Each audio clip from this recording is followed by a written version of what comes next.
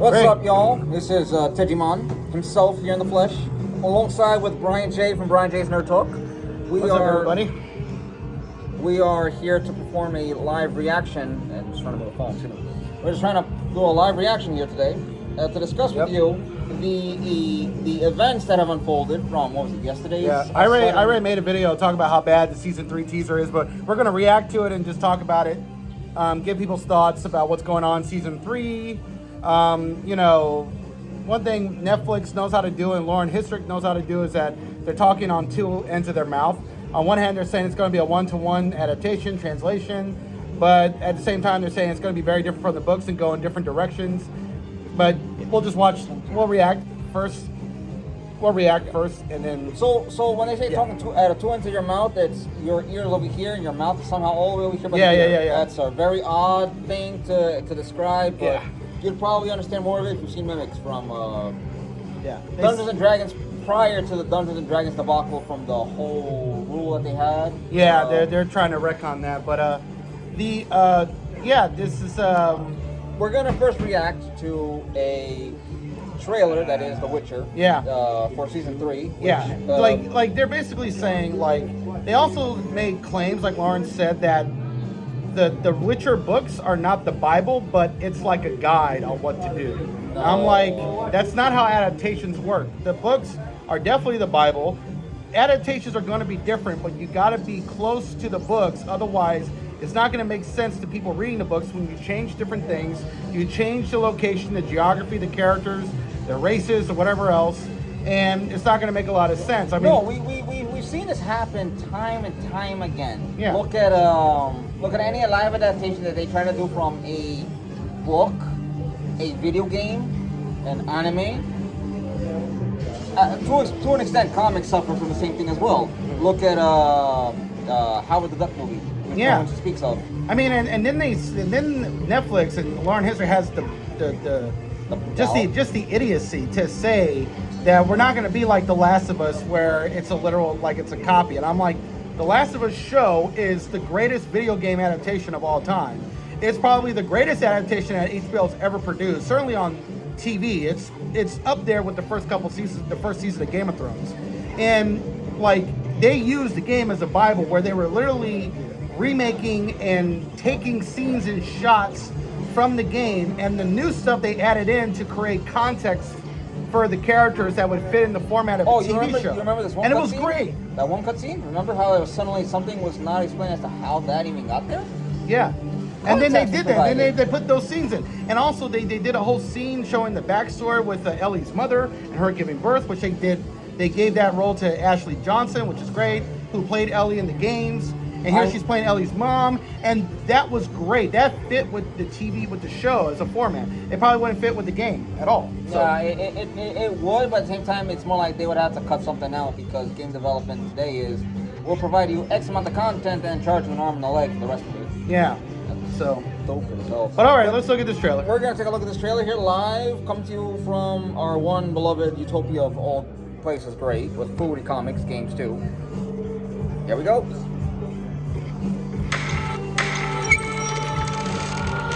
The girl's opening the door.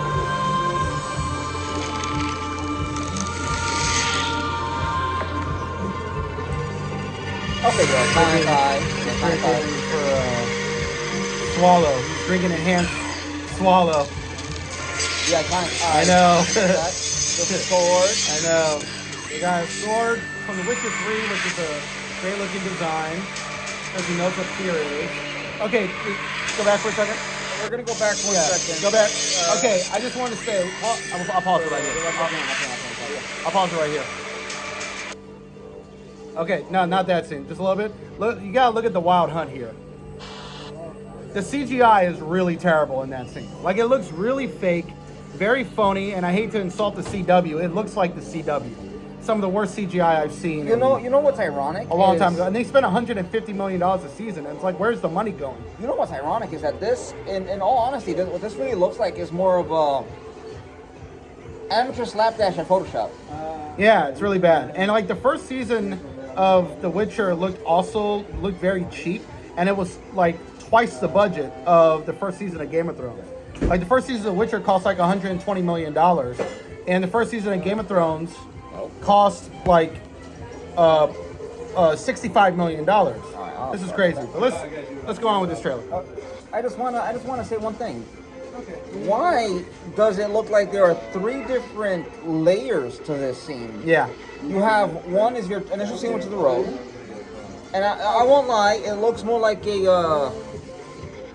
it looks like one of those dirt roads you find in certain areas of the country. Yeah, And we're 2 months out from this release. Like they're not gonna have enough time to even fix all this in post. Oh, it's not just that. It's what's worse is that it looks like a dirt road is the main layer. The main layer is a dirt road.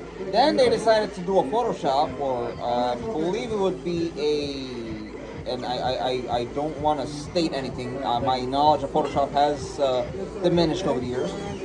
But it looks like they put a mask, and on the mask is you have the background, which is the road with the grass and the trees on the side. Mind you, the grass is what belongs. The trees don't. They look like they were brushed in. Right. Poorly. So you have the road, the grass, the trees as a layer. Then in the background, you have the horses riding, or excuse me, you have the Wild Hunt riding horses. Wild Hunt riding, excuse me, correction.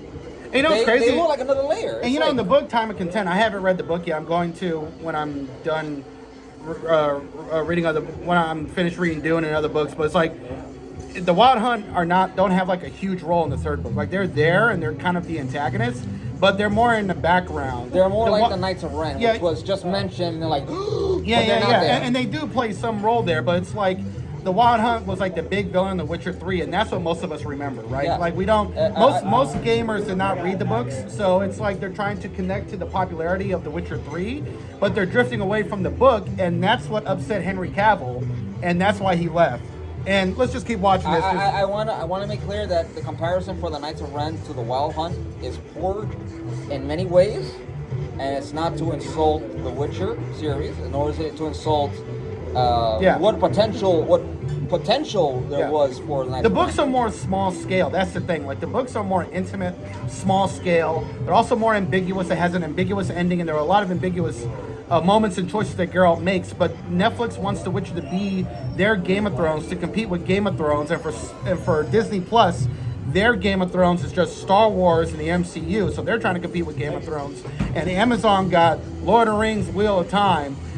But it's like, the thing is with Disney and Star Wars and the MCU, what the MCU, while it's hit or miss right now, it's struggling. The thing is, they know what they are. They're superheroes. And Star Wars is Star Wars. They're not trying to take a property and make it Game of Thrones. And that's what Netflix is doing with The Witcher. They're taking The Witcher and trying to make it something that it's not. Think of it like this. And it's what Amazon's doing with Lord of the Rings. They take Lord of the Rings and trying to make it Game of Thrones. You take an egg is an egg. Yeah. Netflix is trying to make an egg into toast. Yeah. I don't know how an egg inside of a shell, when you break it open, there's the yolk and everything. Well, let's not get into that, but you have the yolk inside the egg shell, and then the shell is around the whole thing. The Witcher 3 had a combination of everything, too. Because while The Witcher 3 had so many great quests and side quests that were very much small in scale, the Baron side quest was pretty small in scale, but it was incredible. But they also had the big, epic, we gotta save the continent from the Wild Hunt and save Ciri, so there was that, too. But you could do that in a game that's like 80 hours, 71 hours. I want to clarify one thing. The game and the books are very different. They're very different. The game adds to the books, but it's built around the foundation of the books. They're made by fans. The Netflix series is anything but. Yeah, the Netflix series is written by people who have just a strange agenda where Hollywood wants every fantasy series to look like downtown New York or downtown Los Angeles. Just diversity, and girl boss. And that's what they're doing with The Witcher. They're going to figure out a way to make Ciri a Witcher, even though Andrzej Sapkowski, I think that's how you say his last name, the writer of The Witcher, had made it clear that women's biology cannot be a Witcher. Only men can be Witchers. They made that clear in the games. They made that very clear in the books as well. Ciri can become a Witcher, but she's not a Witcher in terms of biology. In the end of The Witcher 3, one of the endings, she chooses to be a Witcher by choice, and she's already super powerful. So really, she has abilities that Witchers don't even have, right? But she's not a, and I love Ciri in The Witcher 3, but she's super powerful, and it's great, But she's also a wonderful character you can connect with. But it's like, she already has enough abilities to be a Witcher by choice. She's not a Witcher by in terms of biology or whatever. And in the books, we're gonna make this comparison Yeah. to another characters, excuse me, that happen to have the All girl same bosses. thing. Mind you, the Almost all girl the bosses. Halo TV series where Cortana possesses Master Chief's body. We'll get to that point. Yeah, oh, at another God. point. We'll get to that point. I know. at another We'll moment. talk about that later. But what I wanted to point out though is that the they'll change that in the show to make Ciri a girl boss, a Witcher. She'll become a Witcher. But here's the thing. I am Ciri Yeah, Skywalker. yeah. But but the writer of the book has pointed this out that being a Witcher is not a badge of honor. It's not something that you want to be.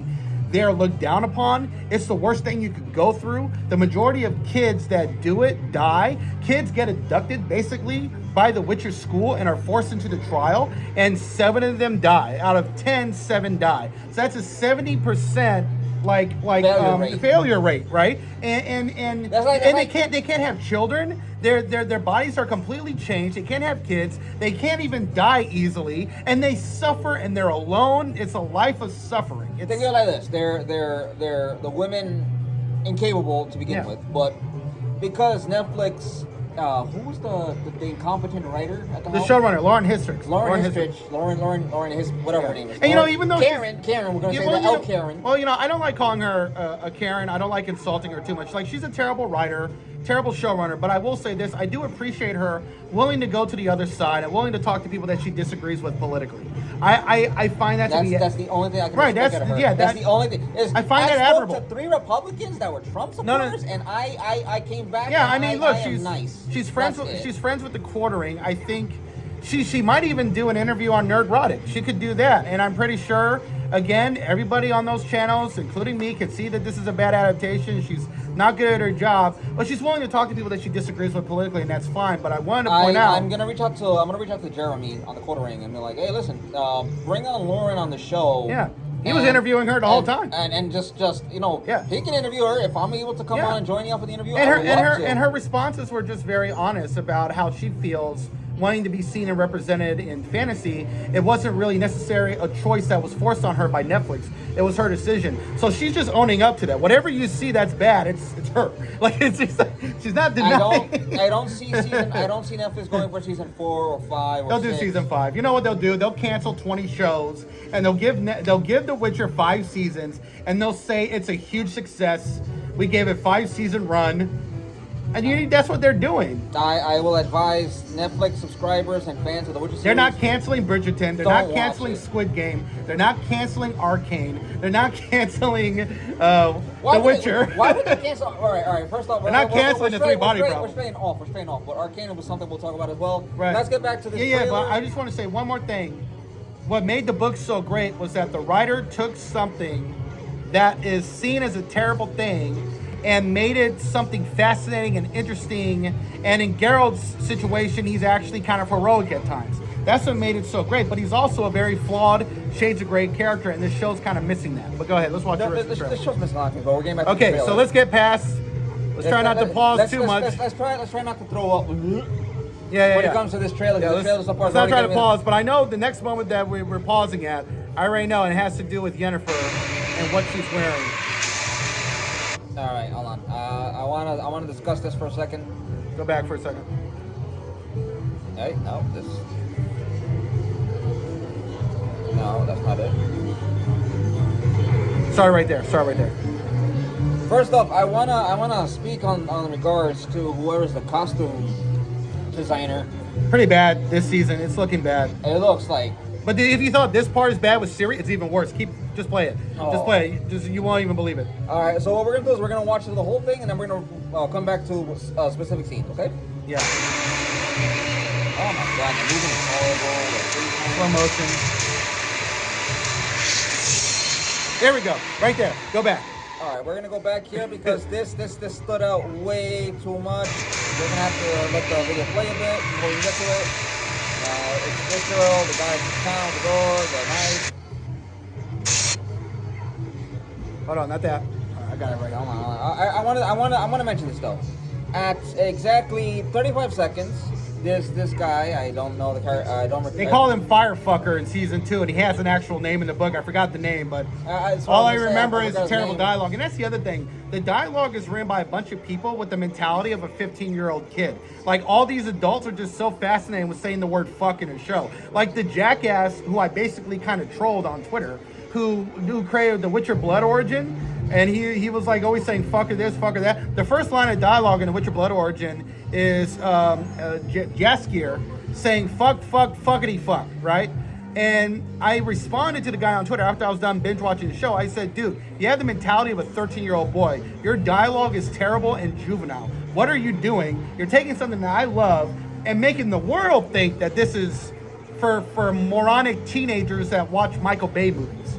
Like, meanwhile, the world doesn't need to worry about the fact because Michael Bay doesn't need anyone else in his life. It's all he has is his dreams with explosions and. Yeah, at least Michael Bay knows what he wants to make. He wants to make movies that entertain the audience and piss off the critics. I get that. Michael Bay. I give respect to Michael Bay because Michael Bay is probably one of the most upstanding directors of. He's the guy that does what he wants. He makes what he wants. Basically, he tells Hollywood, "Fuck you." Yeah. I'm making this for the fans because they're gonna come and pay for this. Yeah. Shit. The problem with Transformers was that he was just the wrong director for Transformers, and it got burned out. But that's a totally topic. The Witcher books are very, very intelligently written, and Netflix is just taking it and giving it to juvenile people. When it comes to literature, American literature,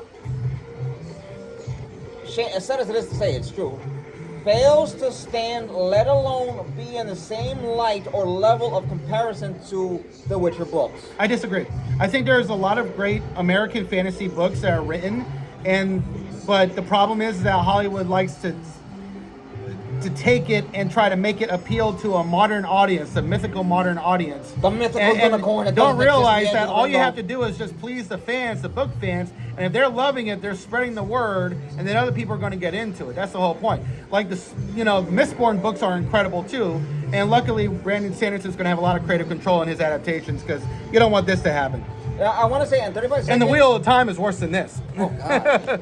We'll do a review on that trailer in a moment. But hold on, wait. 35 seconds. I just want to mention this guy, Fire, whatever. Firefucker, that's his name. That's his whole nickname. I'm gonna call him FF because this guy in the scene where he's dodging a sword. That's the CGI doesn't look good. The CGI looks really awful. Shit. It looks like a blur in paint. That's it. Back to the trailer. Wait, pause it right there. Oh God, go back just a second. Let's see if I can.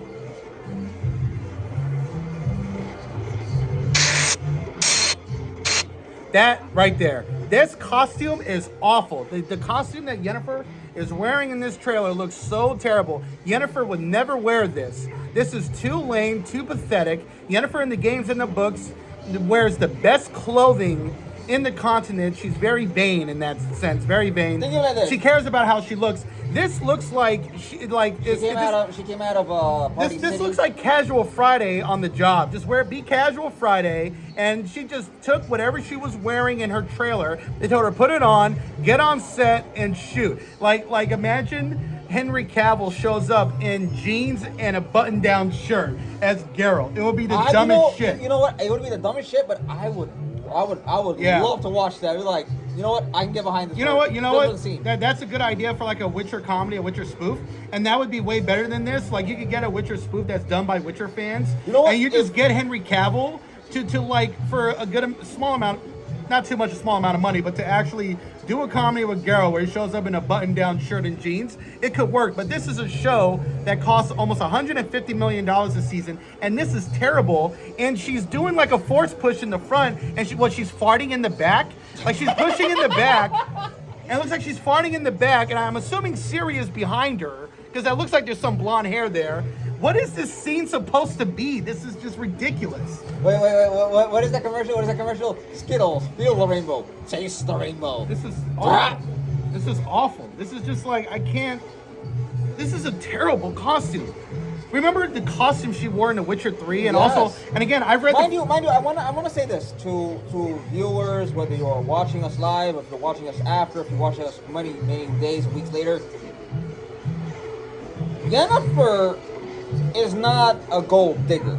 she dresses in a manner where she presents herself as the alluring beauty. Super alluring beauty. She's very vain. And that's the other thing in season 2 where she goes into a sewer with Jaskier. Yennefer would never be in a sewer to smell like shit. She would never do that. That would never happen. She will never go into a sewer and come out smelling like what we smell on the subway in the summertime with homeless people. She would never do that. That would never happen with her. And that's the other thing. The game describes her as beautiful and shows her wearing some of the best clothing in the continent. The books, I've read the first 3 books. The Last Wish, Sword, not Sword of Destiny. I think it's Sword of Destiny. But and Blood of Elves. I read the first 3 books, and they always describe her how gorgeous she is, what she's wearing, her perfume, and Geralt always says she smells like lilac and gooseberries, which you read in the game, but it's said in the book so many times she smells like lilac and gooseberries. What she's wearing is just fucking terrible. Mind you, she's probably wearing some fancy modern perfume, and where the.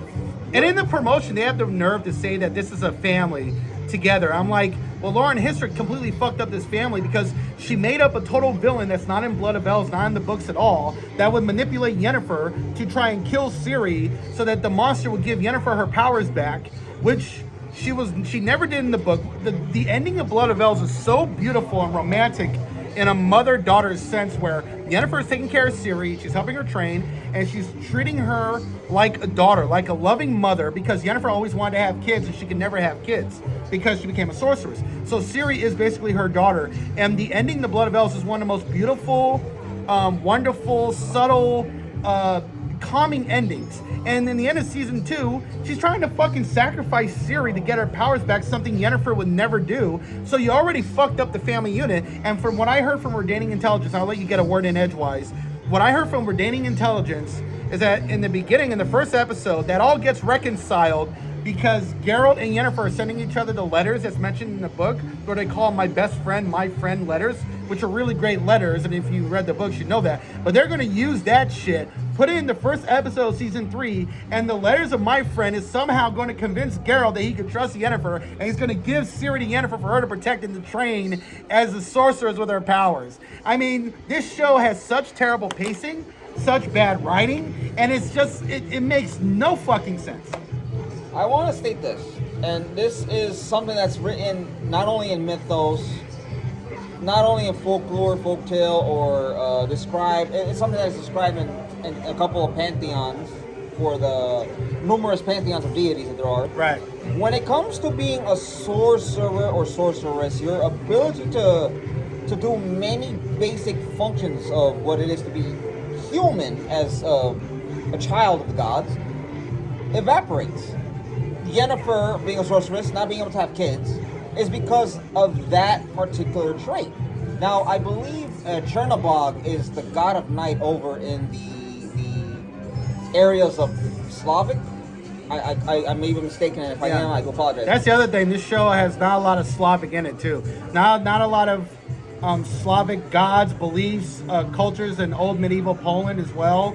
And, Poland had some diversity in the sense that there were kings and queens that traveled to Africa or traveled to the Middle East or did certain things. Yeah, we had that. But for the most part, Poland is mostly Polish, European, Central Europe, European cultures and beliefs.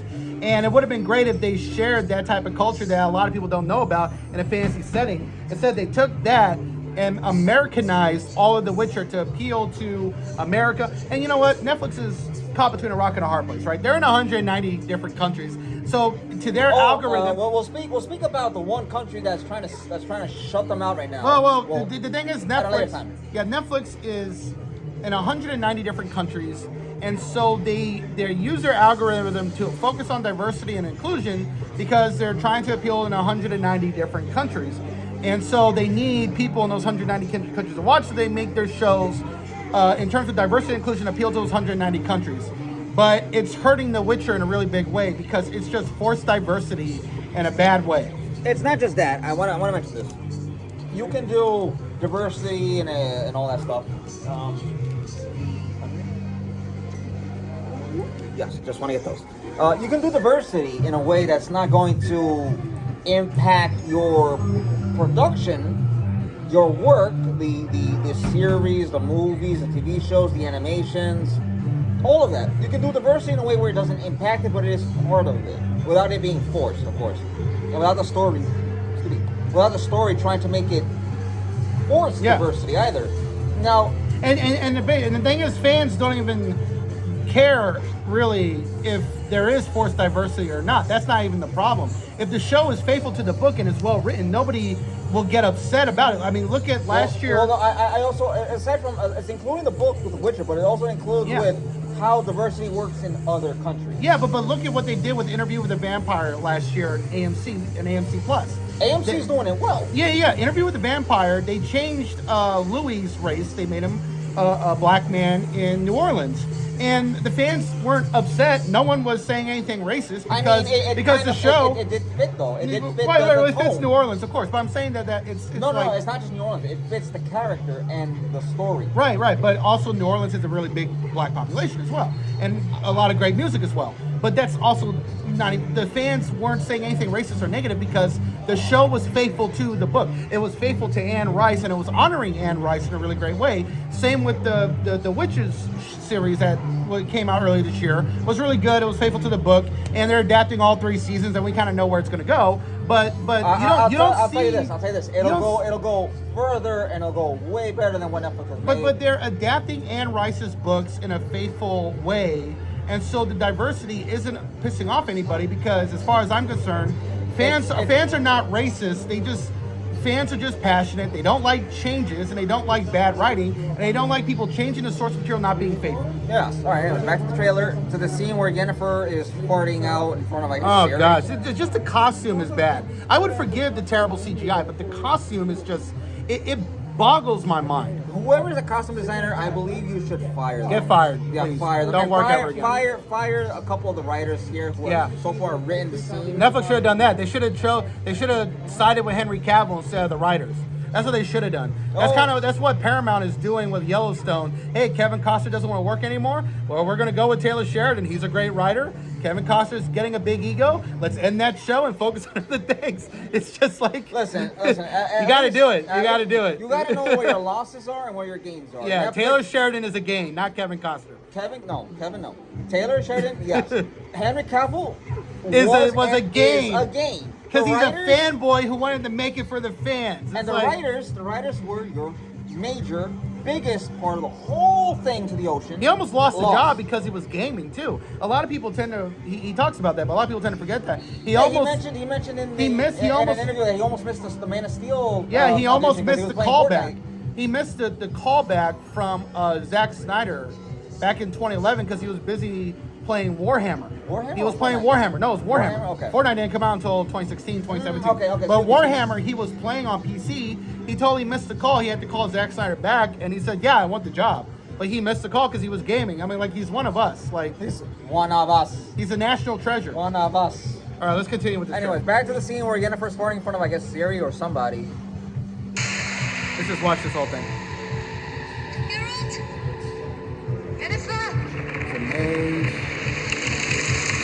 Danger. And that's it. And you know what pisses me off, aside from the logo, wait, there's a little bit more. And the downvotes on this trailer are crazy. It's got like, I think 30,000 downvotes. Hold on. Let's look at the release date. Yennefer? It's in 2 parts because Netflix realizing that they're dealing with the churn, all those cancellations. They're probably going to lose 18 million subscribers in the next 2 years. I hope so. With this shit, why not?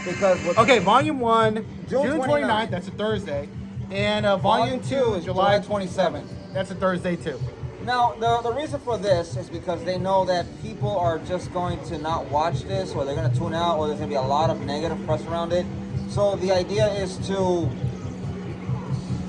release it in 2 parts so that they can say, look, it's season 3, part 1, and have an extended amount of episodes. Season 3, part 2 will be able to have another extended amount of episodes. The huge success of Stranger Things has convinced them to do that because Stranger Things became a 2-parter because of like time constraints.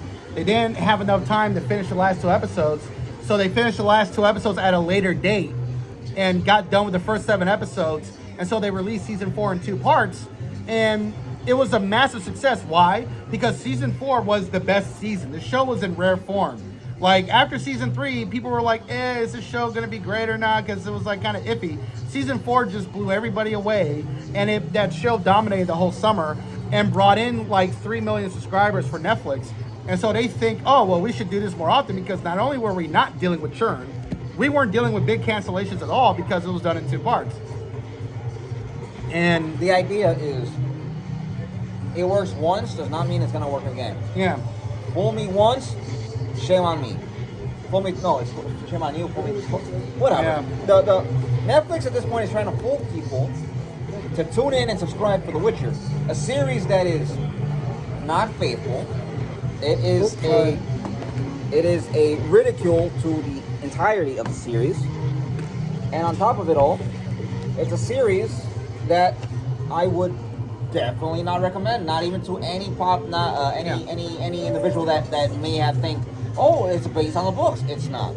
I mean, Shadow and Bone is getting better reviews from the critics and better audience scores and better responses from the fans, because Shadow and Bone is a faithful adaptation of the Grisha books, but the showrunner does it even better because he includes the crows in with the main story, and that's what makes it so great. The crows are mentioned and introduced at the end of the trilogy, and then the writer of the books decided to make a 2-parter about the crows, which is a group of thieves and espionage people that basically do things for money. Like you hire them for a job to get a shipment or to get something for money or something here, and they make money doing that.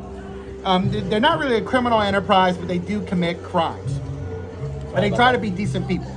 But the thing is that like they are they a group of people Yeah. who do things that are of necessity. they're not psychopaths and murderers, but if they're on a job and someone's trying to kill them, they got to kill somebody because they're doing a job for money and they got to make a living. But what makes the show so great is that the showrunner combined the two and made a fantastic series, and that's what Netflix should focus on with The Witcher. They should have gone a showrunner who wanted to be faithful to the books, but add stuff that might make the books, if not better, at least like just add in a whole, just like, you know, like maybe combine elements from the games with the books while still being faithful to the books, right? They could have done something like that. Here, they're combining elements from the games and not being faithful to the books at all, and just doing whatever agenda or the message they want to do. I mean, they're going to replace Geralt with a girl boss, and it's going to be a female Witcher. You know, it's just sad. It's just sad. And then that trailer. At least Rey, you could do enough headcanon to why she's so powerful. Like, oh, she's super powerful because she's a clone of one of the most powerful Sith Lords in the history of Star Wars. And the Sith were trying to make a super overpowered Sith that doesn't need a lot of training or anything, that can just get great by touching the Force or something. But she happened to want... It still leaves too many holes. Right. But they were trying to work on that and they failed, but they got success because their clone conceived a child. That was what they had to do, basically. That was the missing ingredient. The child had to be born naturally to be super powerful, right? And they could have had that explanation. It's just a throwaway dialogue, right? Oh, she's super powerful because she was an experimented clone by the Sith. And she didn't become a Sith, she became a Jedi. But they didn't even do that. They didn't even put that as an explanation. I do want to also mention that. That could have worked. I do also want to mention that. Because the clones are the only ones that can kill Jedis, apparently. Stormtroopers miss all the time, but clone troopers are just wiping out the Jedis. Like, they're just not missing bullets at all. So, you know, it ain't far-fetched to go from that to being super powerful Jedi, right? It was explained that the reason why the clones were able to kill the Jedi was because they were cloned from the most dangerous, well-known, feared bounty hunter of the galaxy. Right, and that was like added. That was explained later with Clone Wars and stuff like that. They elaborate on that more so than in the movies. What I'm saying is that what you just said, that's the perfect explanation for Rey. The reason why she is the most overpowered Jedi is because she was experimented on by the Sith. That is my headcanon, because it fits with Star Wars, right? But with The Witcher, there's nothing in the lore where you can make headcanon on, right? There's nothing. Like biologically speaking, women could not be Witchers. They could be Witchers by choice. Ciri is a Witcher by choice, not by biology. She can't survive the trials at all. But they're going to say she survived the trials. You know why? Because of her descendants. You see, this is why they made Blood Origin, why Blood Origin was so terrible. her descendant, thousands of years ago, was a black female elf and a white male elf, and the white male elf became a witcher, and after he became a witcher, he had sex with the black female elf. He got her pregnant, and she gave birth, and that is going to be why Ciri is going to be a witcher and survive the trial somehow, right? Because she already has witcher DNA from her elvish ancestors from 1,000 years ago. It's that type of stupid shit they're going to go with. So, what's going to happen is they're going to take the logic of canon that's already been explained and stated by the They're making their author. own canon. They're And making shit up. Yeah. So they're going to throw out all the concept that everyone knows, that the author himself wrote, made, stated, to say, well, they had because they were elves. Yeah. No. And I wish we as fans could have the mentality of the writer. If we had the mentality of the writer, we'd be like, oh, the show's its own canon, let it do its own thing. And we could just be mad chill about it. But, it's just like, if you're doing this, it just keeps on happening. Where they're just taking something that is predominantly European, changing it, making it Americanizing it, and just butchering the lore in the books. But the writer doesn't care. I mean, and this is the funny part. The writer doesn't even care about his own books. That's the funny thing. He started writing these books for his son because his son loved reading fantasy stories in the newspaper and in magazines. And so he started writing the Witcher stories for the magazine for his son to read. His son loved it so much he kept writing it and he kept making it. He ended up writing 8 books for his son, basically. And sadly, his son died. Tragically, I think it must have been cancer or something, I don't know. But his son died in 2019 or 2020. And his son was like in his mid-40s, late 40s. And the writer, the author, Andre, is 73 or 74. And so he just lost his passion for writing the books. He's not going to write any more books because his son is dead. He was planning on writing another book, but his son is dead, so he doesn't want to write it anymore. And he said he never was super passionate about the books. He just loved writing it for his son. And to him, he wrote the books because it also paid the bills. That's why he became a writer. Yeah. It wasn't some divine inspiration. He just became a writer because he needed the money, it paid the bills, and he loved his son. Happy. He made his son happy. Now, That's it. I want to say that's this. as far as it goes. I want to state this. I want to state this to viewers, potential viewers, future viewers. Not just my channel, but on your channel. Yeah. The greatest sorrow a parent will ever feel is losing their child before their own time comes. Yeah. It's unnatural. It's not supposed to happen. No, because the way it's supposed to go in the circle of life, and before I decided to pull out the circle of life. Anyways, That's what life is. It's supposed to be.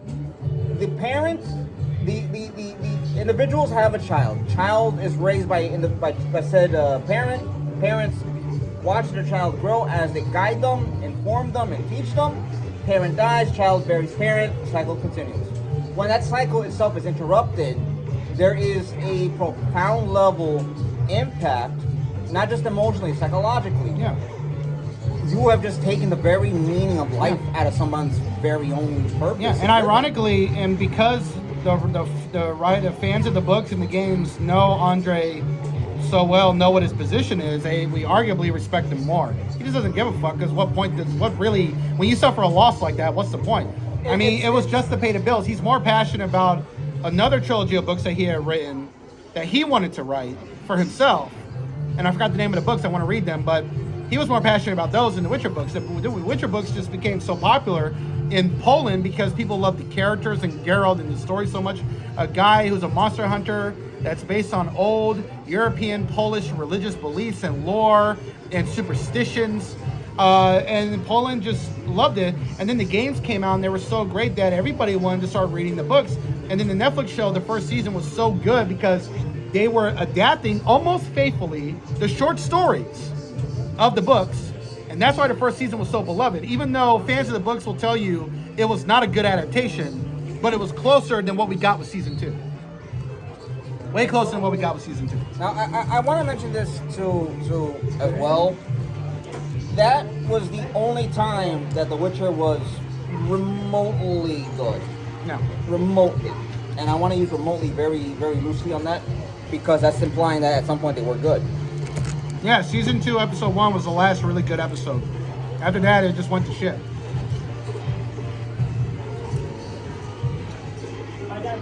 Now, another topic I want to bring up, aside from The Witcher, is the Star Wars. Now, there's a lot to cover here. This video might go past an hour. Who knows? What is the actor's name for Boba Fett? Tianmaro, something like that? Yeah. Apparently, there's rumor. Great or actor something- from New Zealand. He was in Once Were Warriors before he got into Star Wars. Yeah.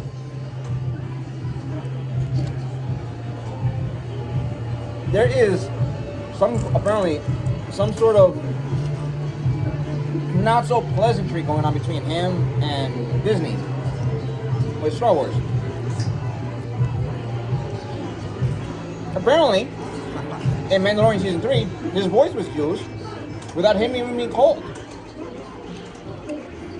No, they told him he was supposed to be in season 3, but they never called him again. Something must have happened. I think at the last minute. Apparently, Disney's cutting corners for No, at the last minute, I think what happened was is that Jon Favreau and Dave Filoni. Dave Filoni, they're spending so much time. They wrote Bo-Katan, gave her a bigger part. I think that's why he kind of got lost in the shuffle. But I think Boba Fett will be in season 4, or he'll be somewhere in the future. Dave Filoni is doing a whole cinematic universe movie that's supposed to have all these characters. So, and by the way, Bob Iger made it clear to Kathleen Kennedy, the next Star Wars movie needs to fucking come out. We need to get the ball rolling and stop making announcements and then no follow through. Just get the ball rolling and keep it going. Listen, I want to mention that Bob Iger wants to have a legacy as the guy that built Disney into this mega super entity. And trying to save it when it's going through some shit. After most of what is causing it was what started under his position of leadership. No, yeah. A lot of it started under his leadership. Well, nobody expected for there to be a major pandemic that was going to shut down their parks, shut down movie theaters, shut down everything. And so Bob Chapek was given the worst position, and he made it worse by doing an obscene amount of content for Disney Plus and getting away from the movie theaters, disrespecting the animators, and fucking with the animation department, ruining that, taking away creative control from the creators and the directors and the writers, and giving it to some businessmen Listen, who are screwing everything. I'm going to be honest with you. When it comes to any business taking away that ability for the creators of their works, of their IPs, to do their job and giving it to a bunch of suits, you're losing money. No. That's a guarantee. You're losing money. Doesn't matter if you are EA, Activision, if you are Sony or whoever. You do that, you are losing money. Yeah, I mean, if it's not broke, don't fix it. There was nothing to fix there. And so Bob Iger's had to get rid of that. He's trying to get everything back to what it was. He's trying to put animated films, Pixar and Disney films in the theater instead of just putting them right on Disney Plus. Now, Yeah. the whole Florida DeSantis thing we're not going to cover. We're not a channel. I'm not a channel with that sufficient level of knowledge to even speak on such matters.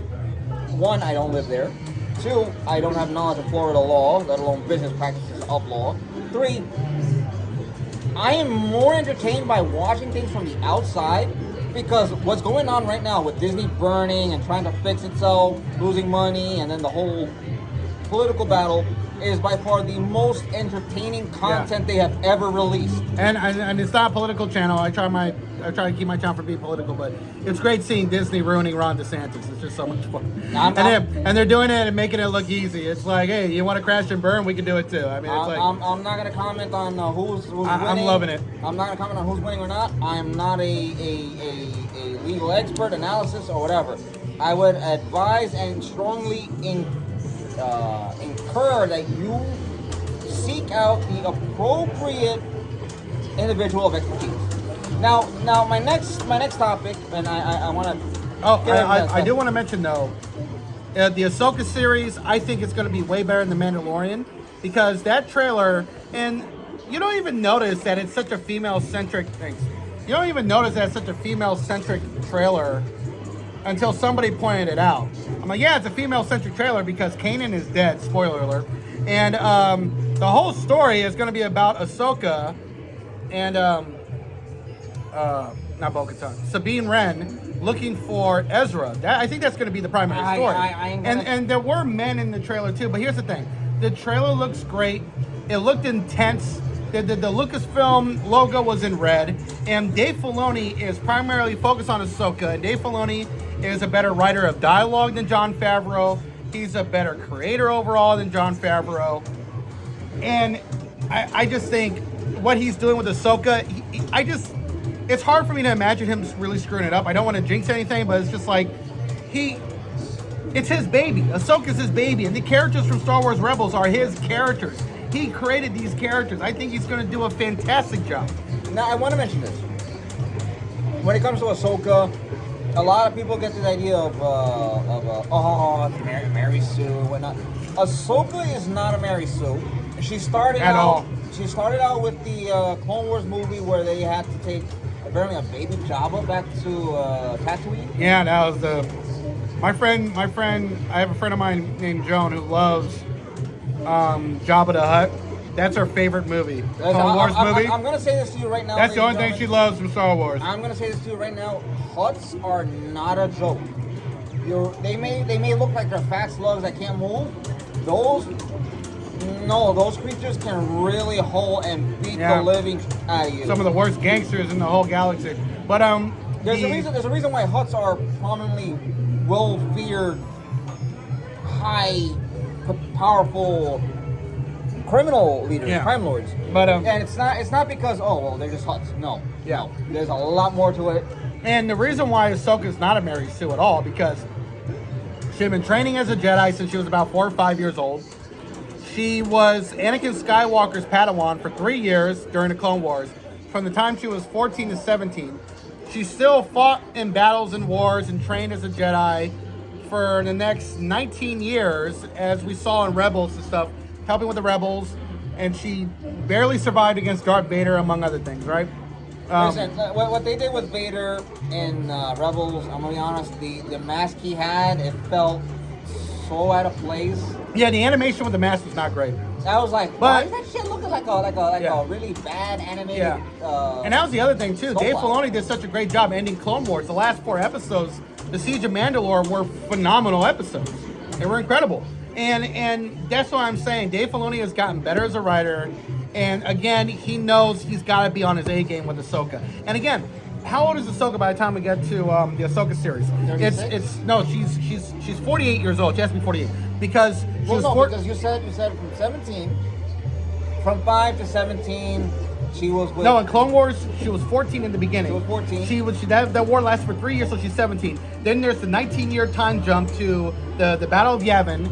So she would be 36. And then Mandalorian, the first season, takes place 10 years after the Battle of Yavin. So season 2 of The Mandalorian is where she's introduced in live action. So she's 56 years old. No, in live action. That's the second year of season 2 of Mandalorian. So she's about 47 in season 2 of The Mandalorian. And Ahsoka takes place after season 2 of The Mandalorian. So she's about 48 years old. And Rosario Dawson's 43. And she looks great. But she's at the right age to play Ahsoka. So Ahsoka, at 48 years old, has had 43 years of training as a Jedi. Was a Jedi Padawan, never left the Jedi, and might end up becoming a Jedi again and becoming a Jedi Knight. But that's the thing, she's had 45 years of being incredible, of becoming a great Jedi. Now, and at this point, she also defeated Darth Maul. At this point, she's just as great as Anakin Skywalker was. And certainly better than Luke Skywalker, because she actually trained at the Jedi Academy. So she has a multitude of fighting style, sword fighting abilities. Well, no, Jedi Atreyu is your generic form, your base form. They had 5 styles. There's 5 styles. No, but Jedi focus on 3 primarily when they're training. In the prequels, they had at least 4 or 5 different fighting styles. They had German style sword fighting. They didn't mention that in the show. They came up with they named it something different. But they had German style sword fighting. They had samurai sword fighting, medieval sword fighting, and some other style. So they had about 4, maybe 5 fighting styles in terms of sword fighting. Ahsoka knows all of that, and she has her own style with her 2 lightsabers. Sometimes she holds them like this. Sometimes she'll hold them like this. And it's like, I mean, in terms of skills, very few Jedi, Sith, and can compete with her. You know who also had a similar fighting style to what she does with the hands and the sabers like that was Asajj. Yeah. Ventress Asajj had a Ventress. similar. She did some stuff like that too. She did. You're right. So when it comes to fighting styles being unique, a lot of the stuff is built around what's already existing by somebody else. It's built upon by their own manners. Galen Marek, I want to be very clear, Star Killer, as mentioned in the expanded universe, or what? All the rage. Legends. Hold on, I got a comment. All the rage page said there's 7 styles in the prequels. There's at least 7 styles, and 2 of them are used primarily by the Sith. So yeah, so there's probably 7 styles. Well, there's Not all of them were named, but I mean, you could at least, if you know anything about sword fighting, you're going to pick it up. Yes. Now, thank you for telling us about that. In the prequels, there are 7. I believe prior to the prequels, and I will have to delve into the expanded universe, and if somebody can correct me, please do correct me. When it comes to the swords, the lightsaber combat styles, or forms, excuse me, which is the correct way to say it. Yeah. Lightsaber forms, there were more than 7 prior, because the Sith had their own, as did the Jedi. But a lot of the lightsaber arts were built upon the Atreyu stance. Yeah. Mind you, Atreyu stance was your, basically, how do you stand, how do you move? That was basically it. It was built upon and improved further, getting into a new style. Now, and there are even more styles, I think, mentioned in the High Republic as well. In the books, in the High Republic, they have all those styles from the prequels, and I think they mentioned possibly 3 or 4 more styles, because this is when the Jedi were at the top of the heap. They were the most powerful, most influential, and they brought peace to the galaxy for hundreds of years, and then all that fell apart. But yeah, they even had more styles back High then. Republic is before the Old Republic, right? No, High Republic is after Old Republic. High Republic is before Republic. The High Republic lasted for 350 years. The Republic lasted for 50 years before the Star Wars prequels, and then they fell apart after the Clone Wars, and then it became the Empire for 23 years, and then the New Republic came. The New Republic was around for 34 years, and then the First Order destroyed the New Republic, was in charge for a year, and now it's back to the New Republic and the new Jedi Order from Rey Skywalker. I want to state self-appointed Skywalker. I want to state this very clearly. The reason my recollection of memory is off when it comes to the Order of the Republic. I have too much time on my hands. I read too much. I had pre-calc today. I had a pre-calc. See, that's all right. And then I had so my mind is burning with numbers. He has too much math equations in his head. Like, you're not gonna. I don't understand where most of this is gonna come from, but. Yeah, and also, and the other thing I love too about the Ahsoka series is the Dark Jedi too. Like the Dark Jedi are like the Sith, but they're more Jedi than Sith. But they're more like they're more malevolent. They're more intense. They're a little bit darker. If I recall correctly, in the Sith hierarchy of structure, how it was in the Old Republic, or at the time of the Old Republic, the acolytes were the ones that were training and were vying for power, were vying for the seat of the apprentice under a master. Now, if the Dark Jedi are in any way closer to acolytes, okay, so Rey being Obi-Wan's granddaughter, that was the original plan. The problem is, I got no inclination that Obi-Wan would ever have sex with anybody. No, that's the other thing too. The Jedi Order. By the time, I want to mention, Obi-Wan was one Jedi who followed the Order, the code to of the Jedi to a T. Yeah, and that's there the thing. was no. Well, no. Jedi. It is applied in my recollection, if I'm correct, if I recall correctly. Obi-Wan did have an intimacy with a fellow Padawan from another master. However, she died. And thus, he swore himself off to the code of Jedi. And plus, Jedis don't have any sexual relations. Well, I mean, they don't have relationships. They usually don't get married unless they want to lead the Jedi Order. And that was the problem with Anakin Skywalker. In many ways, the Jedis contributed him going to the dark side. But the problem is that Anakin Skywalker wanted his cake and eat it too. He wanted to follow the Jedis, have the power, have sex, get married, and have kids. If you're going to be a Jedi, especially with the Republic around and what the Jedis were, you're not supposed to be having sex, you're not supposed to be having kids. Now, during the High Republic era, it was fundamentally different. The High Republic era, the Jedis could get married and have kids and still be Jedis, but something happened to the Jedis that's going to be explored in Phase 3 that made them become more religious and more strict when it came to having emotions, emotional connections, and sexual relations, basically, and becoming a very strict religious sect, basically. I want to state this. In the time prior to the Old Republic, the rules were loose, would be the correct way to say it, loose.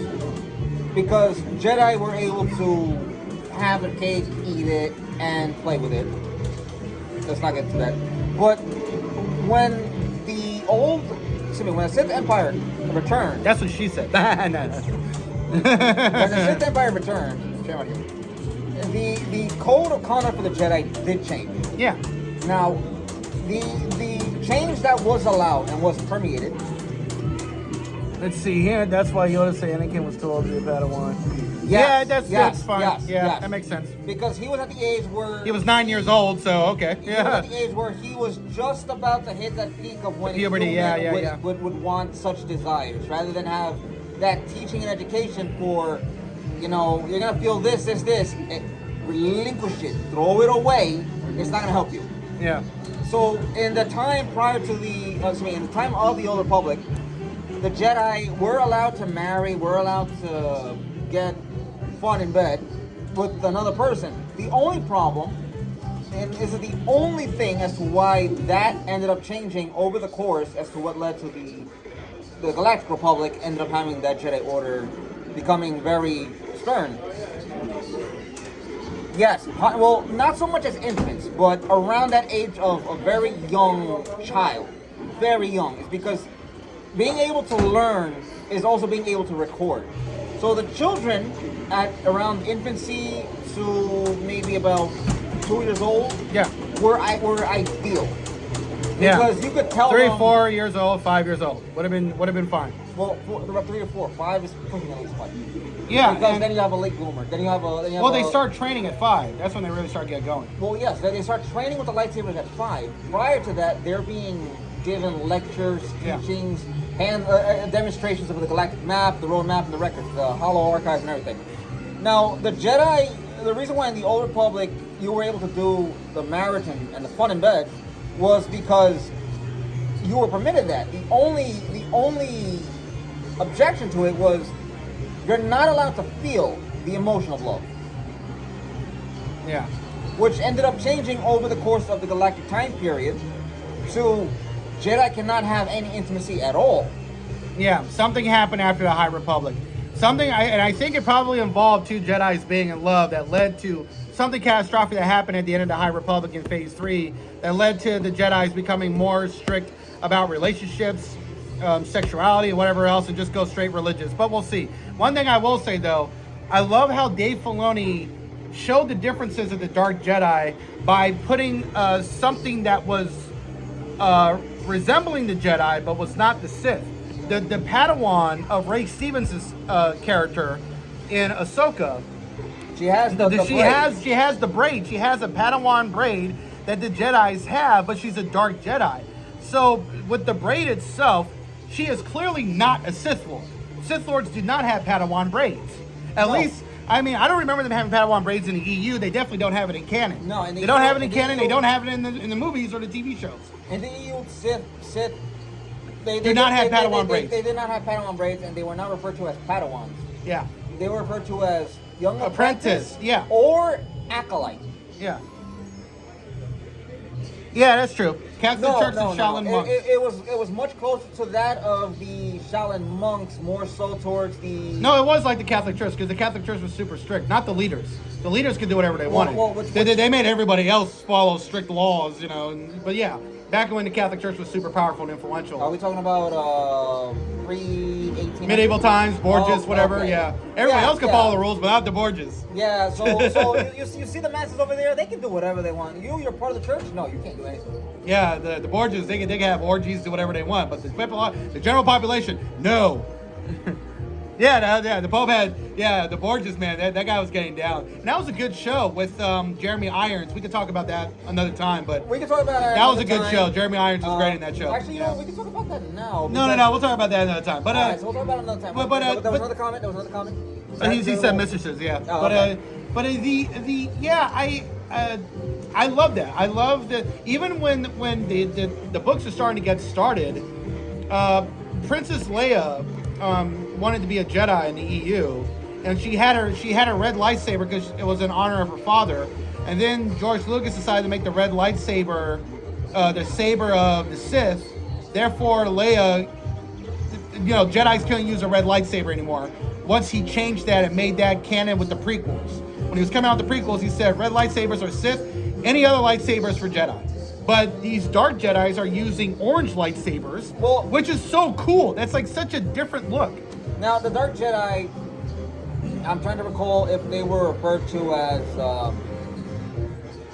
acolytes in training, or if they were considered just Dark Jedi. We'll see what it is in Ahsoka. They could change some of that too, Well, because no, they're I'm adapting. trying to go for the EU. Yeah, they're adapting stuff from the EU, but they probably change some stuff, flip some stuff around. Let's be honest. When it comes to, they're not going to faithfully adapt Heir to the Empire, even though Dave Filoni has had Timothy Zahn helping, being a consultant on the show, because Timothy Zahn was a consultant with Star Wars Rebels during the season 3 and season 4 with Thrawn, and so Timothy Zahn is there with Dave Filoni. So he is going to be bothering a lot from Legends and from canon, because Timothy Zahn's Thrawn canon books, from what I heard, are really, really great. I'll read them at some point, but yeah, I will as well. I love Dave Filoni. I think he's going to knock it out of the park. Obi-Wan Kenobi was not made by Filoni and Favreau, and neither was Andor was a masterpiece. The first season of Andor was just incredible. That was more than Star Wars. That was like a mature political thriller on the level of Game of Thrones. That's how great the writing was. It was Game of Thrones first 4 seasons level amazing. I want to state this. When it comes to Andor, I was shocked. I was not expecting a Star Wars live action to be that. That was better than all the movies, and I had not high expectations. Well, I want to be honest. When it comes to making an adaptation about Rebels coming up, it's not that hard. But what I would love to see is a pro-Imperial view of the Star Wars TV shows. Yeah. Because a lot of people in leadership for the Empire, for the Galactic Empire, were not good guys. They were bad guys. But not every individual working in the Empire was a bad guy. That's why I do feel that Claudia Gray is the best writer they have in Star Wars books, Star Wars canon, because what made Star Wars Lost Stars such a masterpiece was that it was about 2 young adults who fall in love, who serve the Empire. And you're seeing things from their perspective, and not everybody in the Empire was evil. Most of those people were just there to do a job because that's all they had. And a lot of them didn't view the Empire as something that was evil. It was just a government trying to stop insurgencies, and they were just ignorant to what the Empire was doing all throughout the galaxy. And then one of the young adults, the male character, defects and joins the rebels because he saw what the Empire was doing was so terrible, and them destroying Alderaan really changed them. And but the woman he loves stays with the Empire, and it was one of the most beautifully well-written books. And Claudia Gray announced last year that yes, Lost Stars 2 is happening, but she's waiting to get done with the High Republic, and then she'll do Lost Stars 2. So I'm hoping for that. I want to bring this into light, into the limelight, because in the original trilogy, you have some Imperials who were just doing a job. They weren't the bad guys. Look at Captain Edis. Yeah. He took responsibility for losing the Millennium Falcon on behalf of everyone on the crew. What happened to him? Your apology was accepted, Captain Edis. That's it. Your apology was accepted. Your resignation was given, and we accepted. And it wasn't even a voluntary resignation either. Yeah. This is to say that the Empire, the Galactic Empire, to a lot of people and to various areas of where they were operating, were bad. But for the greater image of the Empire, they were a beacon of hope and just. And until I saw Andor, to me, my idea of Star Wars was the good guys are good guys. They wear the white hats, and the bad guys wear the black hats. And the first time in movies where you saw almost a semblance of a shade of gray, just a little bit, was in Empire Strikes Back, because that was a dark film. It took things in a darker way. It showed a side of Star Wars that people were not prepared for. What do you guys think of the last season of Picard? Well, we talked about that last week, but we can talk about that later. Well, we can bring it up. We'll bring it up. Yeah, but like Andor showed that not everybody in the Empire is very much evil, and the rebels were also very flawed as well. Empire Strikes was like the Dark Knight. Yeah, that's true. Yes, very much so. And what made Andor so great is that it showed the rebels were just as flawed and just as sometimes malevolent as the Empire, because they had to use the tactics of the Empire to fight against the Empire of which is institutional discrimination, order, racism, and everything else. And the rebels had to fight the same way to deal with the Empire. And I guess the Rebel Alliance got cleaned up when Luke and Leia showed up, right? When Luke and Han and Leia, I guess, because that's the impression I'm getting with what's going on. Maybe that will change later on. Because, in fact, they're showing that wasn't entirely the case, because the New Republic is better, but not as much better. Which is why you have many people wanting to bring the Empire back and are working in the New Republic to basically circumvent the New Republic, to undermine the New Republic. Well, but Andor, in many ways, yeah, Andor was great. I want to mention this. In many ways, albeit you had different individuals working and stationed, placed throughout the galaxy in the Empire, not every part of the galaxy had the same treatment, same view, the same hostility. There were planets within the inner colonies, I believe, the inner galaxy. The inner world, the planets closest to Coruscant. The outer rim and the inner rim. The Yeah. inner rim Coruscant's planets, more inner rim, yeah. You had, for instance, Biss, which is populated of humans, but also I forget the name of the race. It's a species of alien. That was a pro-imperial planet. They were pro-empire. Both, not just the humans, the aliens, were pro-empire. There were a lot of areas, a lot of planets, and a lot of imperial factions that ended up growing out amongst themselves. Yeah. That had a certain way of operating after the Galactic Empire fell in the Battle of Endor, because the Battle of Jakku doesn't really make much sense. Why would you gather all your resources in one spot? Anyways. Yeah. I think also and that's what was so great about, Andor. And, Tony Gilroy, who's the writer and showrunner of Andor, I mean, when you look at his credentials and you look at his family of writers, his father won a Pulitzer. Tony Gilroy is an Oscar nominee. He's been nominated, I think, for Emmy Awards and many other things. Star Wars, on paper, in terms of his credentials and his family history, Star Wars would really be seen as beneath him. But what he did is that he took Star Wars and he made it equal to his credentials and to the credentials of his family of writers.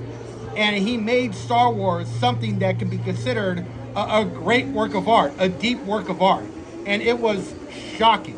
Every episode just blew me away. Now, I want to state this because we're already past the 7-minute mark, 7.5-minute mark of the hour. When it came to the Empire, and I had this conversation with a employee of Disney's over in the Star Wars area, the whatever the Star Wars section of Disney was called. Yeah. Now he was pro-rebel. And I'll admit I'm a pro-imperialist because the Empire offered a lot of things that the rebellion failed to even provide. Security being one of them. Employment being another. The New Republic did, though. No, the New Republic, but after so many trials and errors. Well, the New Republic immediately was a success. That's the thing. But they also tried to. The great thing about the New Republic was that they tried to create equality among every single species and gave everybody equal opportunity. The problem, I think their flaws was basically holding ex-Imperials basically hostage on Coruscant to rehabilitate them. So that would have been their mistake. You know what I picture from that? The re-education camp from China. Right, I know. It's basically what it was. That's basically what the New Republic is. And that's why I love it. The New Republic is not the good guys as good guys. They're the good guys because they're just the good guys doing the bad things that people don't know of. Well, they're the good guys in the sense they brought back democracy, they brought back voting, they stopped murdering planets and destroying planets that just disagree with them. They stopped doing that. They stopped doing that. And when the Empire was doing things such as destroying planets, blowing destroying planets galaxies, things like that, I disagreed with because there was so much, and I'm more of a logic mindset here. There's so much use out of a lot of things that do not go your way. You can, for instance, find new means of employment for people. The Empire could have done that. They could have literally turned a lot of them into workers of any kind, people to grow the food for the planet, spices. They could have done their own spice thing. Yeah, but you know, the Empire was under a very strict. And the New rule Republic, of leadership. and that's what I loved about episode 3 of season 3 of The Mandalorian, was that it showed that the New Republic was not perfect. Not everything was fine and dandy, and they kind of contributed to their eventual downfall and rise, of course, and within a year. And they got complacent. You know, when you get complacent, you know, evil can fester and grow, and that's what was going on for 34 years. But I guess we could kind of segue into Star Trek Picard. We could talk about season 3 of Picard. I will say season 3 of Picard was incredible. It wasn't perfect, but it was a masterpiece. It blew me away. It was faithful to Star Trek. Yes, the show was diverse and there was inclusion, like infinite diversity and infinite combination. That's literally a Star Trek motto. But what they did is that they wrote and created Star Trek. They weren't trying to have an agenda. They weren't trying to be woke for the sake of being woke. They weren't shitting on white people. They weren't shitting on white men for being white men because Donald Trump was a terrible president. That's my opinion. And, you know, that's kind of what the political climate was in Hollywood, because Trump was a shithead, was a terrible president, basically a shithead.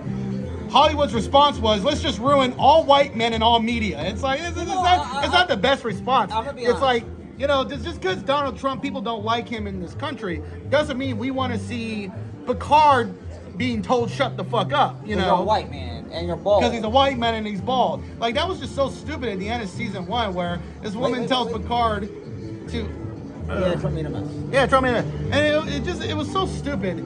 You know, at the end of season 1 of Picard, where this woman's telling Picard to shut the fuck up. It's like, why is that even necessary? And it's like, in Star Trek Discovery, like, if you're a straight white man, you're totally evil. All the good people are people that either are gay, black, Latino, woman. And also, this is also kind of like the negative message with Phase 4 of the MCU. If you're a woman, you're good, and even if you do bad, you're still good. Like, there's no women that are villains. The men are the villains. I want to mention one thing. That they killed Shaw, the alpha male. But you know what? No, you know what? He went out like a boss because he kept saying no when he was dying. And I do like Shaw, but that was the other thing too. That was the beginning of season 3. I don't love this anti-Starfleet mentality. It's like, I get that Starfleet is a flawed organization, but Gene Roddenberry's vision of the future. But the Borg Queen is always a female. That's the thing. The Borg Queen, no, that's never changed. That's been since TNG. Like, the Borg Queen has always been a woman. Locutus of Borg served the Borg, but he was recruited by the Borg Queen. They had different actresses playing the Borg Queen. It's also in similar contrast to Seven of Nine, who was human. The Borg Queen was the main villain in Voyager's series finale that Janeway was fighting against from the future. Like, she went back to the past. Yeah. So Seven of Nine was human who was assimilated by Borg. Her parents, I believe, were killed. But she was Scorpion two-parter in Star Trek Voyager. The Borg Queen was still very much a huge presence in Voyager, TNG. They had 2 actresses playing her. One in Voyager, they had they had the same actress who did it for Voyager and was also in the TNG movie. I don't think she was in season 3 or 4 of Voyager. It was a different actress. But yeah, it was the same actress that played. I can't get her name. I forgot her name too, but I'll look her up. She was a great actress. She was in Children of Dune. She played Paul Atreides' mother. Let's see, Children of Dune. I know she'll be here. But yeah, I mean, season 3 of Picard, none of the legacy characters were disrespected. All the legacy characters were given love. They were given admiration. They were given so much love and support. No one was shitted on for their gender, for their race, or anything like that. They just told a Star Trek story. It was for the fans. It was made for the fans. It was basically what should have been from season 1. Alice Krigg. That's her name. Yeah, Alice Krigg. It's basically what should have been done from season 1, which was I agree. Which I don't know why it took so long. Well, you know why it took so long is because Michael Chabon, who I don't dislike as a writer, but he wanted to make season 1 to piss off the fans. So What is he it? was all wrong. I don't get that. I don't get the antagonism towards a fan base. I don't understand what writers have this necessity. Why they have this necessity to Well, stick it to the fans. yeah, a it's white stupid. man or toxic fandom. There's like a Yeah. small minority on Twitter. You know, the toxic fans say stupid shit. It's not the majority of fans. And I don't like that Hollywood makes that seem to be the consistent thing, right? But season 2, the showrunner was Akiva Goldsman, who sucks. Akiva Goldsman, who I don't have a problem with as a person, but as a writer and director, he's terrible. The best script he's ever written was A Beautiful Mind, which was 22 years ago. And he won the Oscar for it, and it was a good script. It was a really good movie. Russell Crowe gave a fantastic performance. He got robbed for Best Actor. Even though Denzel Washington was great in Training Day, I thought Russell Crowe should have won the Oscar, but you know what it is. And funny thing is, Russell Crowe won every single precursor, but because he attacked a movie producer at the BAFTAs a month before the Oscars, the Academy gave the Oscar to Denzel Washington because Russell Crowe was such a shithead. He was such a fucking idiot. But anyways, should have done it after. He should have done it after the Oscars. After you get your award, be like, oh yeah, you by the way, shit, blah, yeah, blah. he physically assaulted a movie producer at the BAFTAs. It's like, why are you gonna do that? You should have done that after the Oscars, you fucking idiot. But or it's so stupid. After the Oscars, or just when he goes to the bathroom break and be like, oh yeah, It was you so are stupid. blah. It was so stupid. You Russell know, Crowe screwed there's himself so over that yeah, one. but that's a long story. But the Akiva Goldsman, that was the best movie. Every movie he's done before Beautiful Mind and since was terrible. He wrote the scripts for Batman Forever, not good. He wrote the script for Batman and Robin, awful. He wrote and directed A Winter's Tale, the worst movie of 2014. Mind you. With Will Smith playing Satan, that was so bad. And Colin Farrell and Jennifer Connelly, one of the worst movies ever. Mind you, this is the reason why you should get qualified, competent people. Yeah. Not someone who just wrote one good episode of a TV show. Yeah, not a guy who has the right sounding name who's there for nepotism. But yeah, and so Star Trek Picard season 3 was so great because it was done by Terry Matalas. And Terry Matalas was a story editor, and he worked in he was also a delivery boy for Paramount. He would deliver scripts to the actors' trailer. And that was his first job in Hollywood on Star Trek Voyager, and he started the same year as Jerry Ryan. They started the same year in 1997, and he was a writer on Star Trek Enterprise, and he is a huge Star Trek fan. And so working on season 3 of Picard with him being the showrunner, I was like, I have a good feeling because I know Terry Matalas knows Star Trek and he used to work on Star Trek. So if anybody could get this right, it has to be him. So I think the mentality of CBS right now is that, okay, we need to start hiring Star Trek fans to make Star Trek because we need a lot of subscribers for Paramount Plus. And we need Paramount Plus to be a premier subscription service. We need to make real Star Trek now. Star Trek Discovery was not real Star Trek. It was not. It was an agenda, activist, hogwash. Crap. It was an agenda-driven hogwash. That's all it was. Listen, this is why you don't put activists in any position near your literature. Or at least pick good writers. Or if you're gonna let You're gonna activists do it, in, just pick good writers. Get people that outnumber them, that are capable. Fans. But you know what? This is also the consequence of having too many shows. Because we have so many streaming services and so many studios and networks, we have so many shows. And so these networks are not always hiring the best people because they're trying to do so much. We have more shows and more content today than 20 years ago. And so you're not getting the best content because the best writers are busy doing other shows while these other shows are getting the second or third tier of writers. I wanna bring it. And by the way, Terry Matalas also has science fiction credentials because he made 12 Monkeys for the Science Fiction Network, the Sci-Fi Network. And 12 Monkeys, the show, I watched the first season. I didn't finish the show, but I loved the first season, and it was a great sequel to the movie that was faithful to the movie and picked up on the movie. It was great, and it was just such a fantastic first season, you know. I want to bring this in as well. Just because your credentials may have lined up and you somehow made a good episode or two on a TV show does not necessarily give you the right to insert your view of what the series should be. You should, as a writer, be following the already established, grounded frame of things. Yeah. Now, it's like this. If you're Gene Roddenberry was an activist. Gene Roddenberry he had the only show, Star Trek, that had more than one minority on a set because back in those days in Hollywood, it was illegal to have more than one minority on a TV set or a movie set, for the most part. And so Star Trek had two minorities, George Takei and Nichelle Nichols. And he was able to do that, and he got away with it and had 3 seasons, but he also wanted to have more gay representation in Star Trek The Next Generation. He wasn't able to do that because Paramount kept saying no, and Rick Berman definitely said no. And, Rick Berman was a real bigot, but I know. Dr. Martin Luther King told her to stay on the show because she wanted to leave because she wasn't really given much of anything. But he ordered her to stay because of the impact and the influence she was having on the black community back in the 1960s. It was incredible. Listen, the fact... black people in space in the future was massive. It was groundbreaking work. And the thing with groundbreaking work is that you don't get this opportunity that comes by your way, let alone it comes for another individual of your caliber or of your perfect... what is the word? Not essence.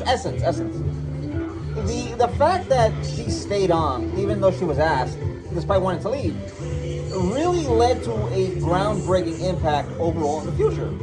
Look at us today. We now have more representation. And that's why I understand why Star Trek Discovery was making a big deal, because Rick Berman and Paramount were the reason why you couldn't have any gay LGBTQ representation at all on Star Trek. Meanwhile, every other science fiction show was doing it. Everybody. Battlestar Galactica was doing it. Babylon 5 was doing it. Babylon 5 had the first bisexual...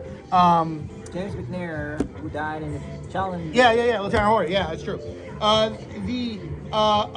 That's true. That's such a sad story too. But who else? Babylon 5 was the first science fiction show that had a bisexual character, Susan Ivanova. Babylon 5 also said that the human race legalized gay marriage at some point, and this show came out in the 90s. He predicted the future, right, of what things are going to happen in so many parts of the world. Babylon 5 was a masterpiece. The Simpsons, and another TV show that predicted the future. A lot of the events which was stated in the show. Futurama sometimes too. Futurama at times. I'm so glad Futurama's coming back. I hope they don't PC that show. Don't make it politically correct. Futurama. Just make it Futurama. Make it Futurama. That was a Fox-owned series, right? It was owned by Fox. They got the original creator, so hopefully... No, they got the original creator. But they got the original creator, and guess what? So Disney could wash their hands of it, they put it on Hulu. So it might still be the show. And I'm really... Don't make Bender a girl. Oh, that's not gonna happen. How do you know? That's not gonna happen. You know what? Maybe for a spoof episode. They could do that for an episode. Make Bender a woman just for one episode. Just make it funny. No, but keep the same voice actor. Make it funny. But and that show was gone for 10 years, and I was so sad it got canceled. But I'm glad Disney's bringing it back after 11 years. But I'm also looking forward to X-Men, the animated series coming back, because the showrunner of the new series is a black man. He's a brother, and he is a fan of the X-Men. And they did it before, right? And the brother is a fan of the X-Men, and he got a whole writer's room of X-Men fans working on the show, or fans of the shows, fans of the comic books. And this is the same guy who criticized the showrunner, the writer's room of The Witcher. Remember, he was interviewed last year, and he said that he hated working on that show because he was the only one that loved the books and loved the games. All the other writers were shitting on the source material, shitting on the books, and after 2 seasons, that brother was like, I gotta get out of here, because Disney has offered me a good job to do the X-Men. Listen, and he's series because it was written by a straight cis white gendered male. Yeah, I know, and the portrayal of women is toxic, even though most female gamers who are feminists love the female characters of The Witcher 3. Did you see the reaction of this woman playing The Witcher 3?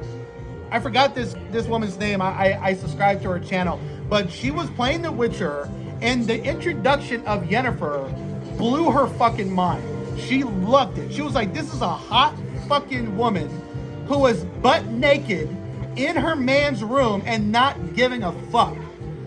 She loved it. She loved it. To be honest, and again, going back to the Witcher topic we were covering, Yennefer knows who she is. Right. She's not concerned about some guy laying his eyes on her while she's because it's her man. It's her man. It's her man, On but top still, of it- but on top she of just it, loved she's how a woman who's proud and confident with herself. Right. You could But- say you need to be this, you need to do this, you need to be a proud. Yeah, but this gamer, this woman who's a gamer, who is a feminist, a liberal, yada, yada, yada, she was blown away by the scene and how she was introduced because she just loved her confidence. She loved how gorgeous and hot she was, and that she just didn't give a fuck. And the problem with neo-feminism, especially this neo-feminist nonsense that's been going on for the last 6 years, is that they like to put women in a box and say that women shouldn't love this or do that. It's like, listen, women are not a monolith. Women can be into multitude of things. They can be fly, beautiful, sexy, and they can not choose to be that. They can be a housewife and take care of their family if they wanted to or not. You can't say this type of woman has to exist over this type of woman. And the problem with neo-feminists is that they poisoned the movement and turned away a lot of members because of that narrow-mindedness in politics. But what I love about The Witcher 3 is that it's a game that allows female gamers to be comfortable being feminist and being feminine and loving beautiful hot women who are fucking badass, right? Who just don't give a fuck. Feminism today has... Jennifer don't give a fuck. No, Jennifer don't. Jennifer don't. You could have a modern neo-today feminist going like, girl, you can't go there. He's got to do this and this. And like, you got to be like this. Jennifer would not even talk like that. Why do you... She'd be like, you know what? Just burn to cinders. Like, why do you think Wednesday was the #1 show on Netflix that had diversity inclusion? It was woke, it was progressive, but why did people love this show so much? Why was it in the Netflix, #1 on Netflix for like 6 or 7 weeks? It was in the Netflix top 10 for 17 weeks. It's their second highest rated show under Squid Game. Well, it's their most watched show. I'm only gonna intervene here because It's their most watched. I had peak out and I have another class tomorrow, but 6 or 7 weeks is not turning to 17 weeks. No, it was in the Netflix top 10 for 17 weeks. Oh, okay. It was #1 on Netflix for 7 weeks. Okay. Right, it was #1 for 7 weeks from almost all the way into January. It was #1 on Netflix. And it came out in November. So into January, it was still #1. And then for 17 weeks from November to March, it was in the top 10. The actress's name is... Jenna Ortega. Jenna Ortega. Yeah. But she appreciates, respects, and loves Wednesday. as a character. Right, that's the thing. Not that Yeah. neo-con. Yeah, and not only neo-feminist that, agenda stuff. and for some reason in her contract, she has more control over the writer's room than what Henry Cavill had with The Witcher. She was changing dialogue on the spot constantly. That did not sound like her, and she changed it. But not There only was apparently a scene where she was supposed to be in a love triangle with... no, she is kind of in a love triangle, but the dialogue sounded wrong, and so she changed all that. Oh, okay. But in the show, she loves Wednesday. The writers love Wednesday, and it was directed by Tim Burton, who made the Addams Family and Wednesday as popular in the 90s as he did.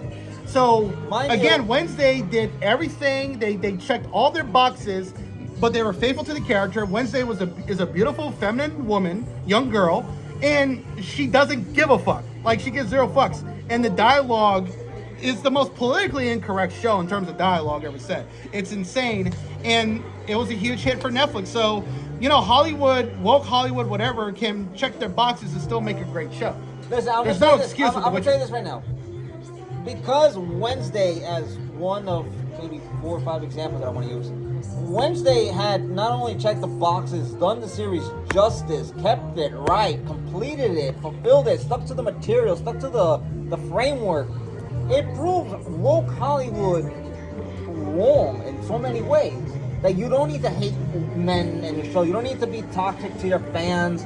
You don't need to tell people they don't know what they're talking about because they've known it longer than, say, some shill writer whack job in the room that's been hired for 6 seasons. But Wednesday showed Hollywood that they could do it all and still make a great show. Yes. With the right writers, the right actress, the right director, they could check every single box and still knock it out of the park. Yes. It was such a fantastic season. I do want to ask you this. And it was a murder mystery, which is easy to do.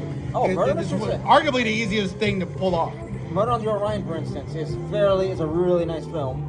What is it? Murder on the Orient Express. The Orient Express. Orient. And then there was one with a boat. Alfred Hitchcock's version was the best. Yes. Alfred Hitchcock's movie was the best. The one by what's his name? Kenneth Branagh is good, but not as good as Alfred Hitchcock. Now, I do want to ask. If you want to see Kenneth Branagh at his best, watch Belfast. Don't watch the Murder on the Orient Express. Belfast was a masterpiece. The Orient Express, the Express, whatever. At that point, my brain shut down. The film is an enjoyable popcorn film. You want to watch it with your family. You want to watch it with your kid, your sister, your wife, your girlfriend, your significant other, your I don't know, second removed, third And you know, cousin of a dog. and also, you know what? The mentality of hey, You have fellas, a good guys. one. Yeah, You you have have a a good night, George. Have a good night. I'll talk to you later. I do want to ask. But I will say this though, the mentality of hiring writers and people who are not fans of the material to make it appeal to a big, huge audience. A lot of that got started with Paramount and Rick Berman and Gene Roddenberry to a degree. Gene Roddenberry wanted to hire writers that did not know anything about Star Trek to work on Star Trek because he got a second chance to do a Star Trek show. He did not want to fuck it up.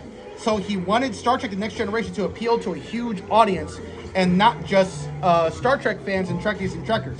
So the Star Trek fans that were worked on the original series or working on TNG, he basically got rid of them after the first 2 seasons and got in writers that didn't know a lot about Star Trek. But here's the funny part.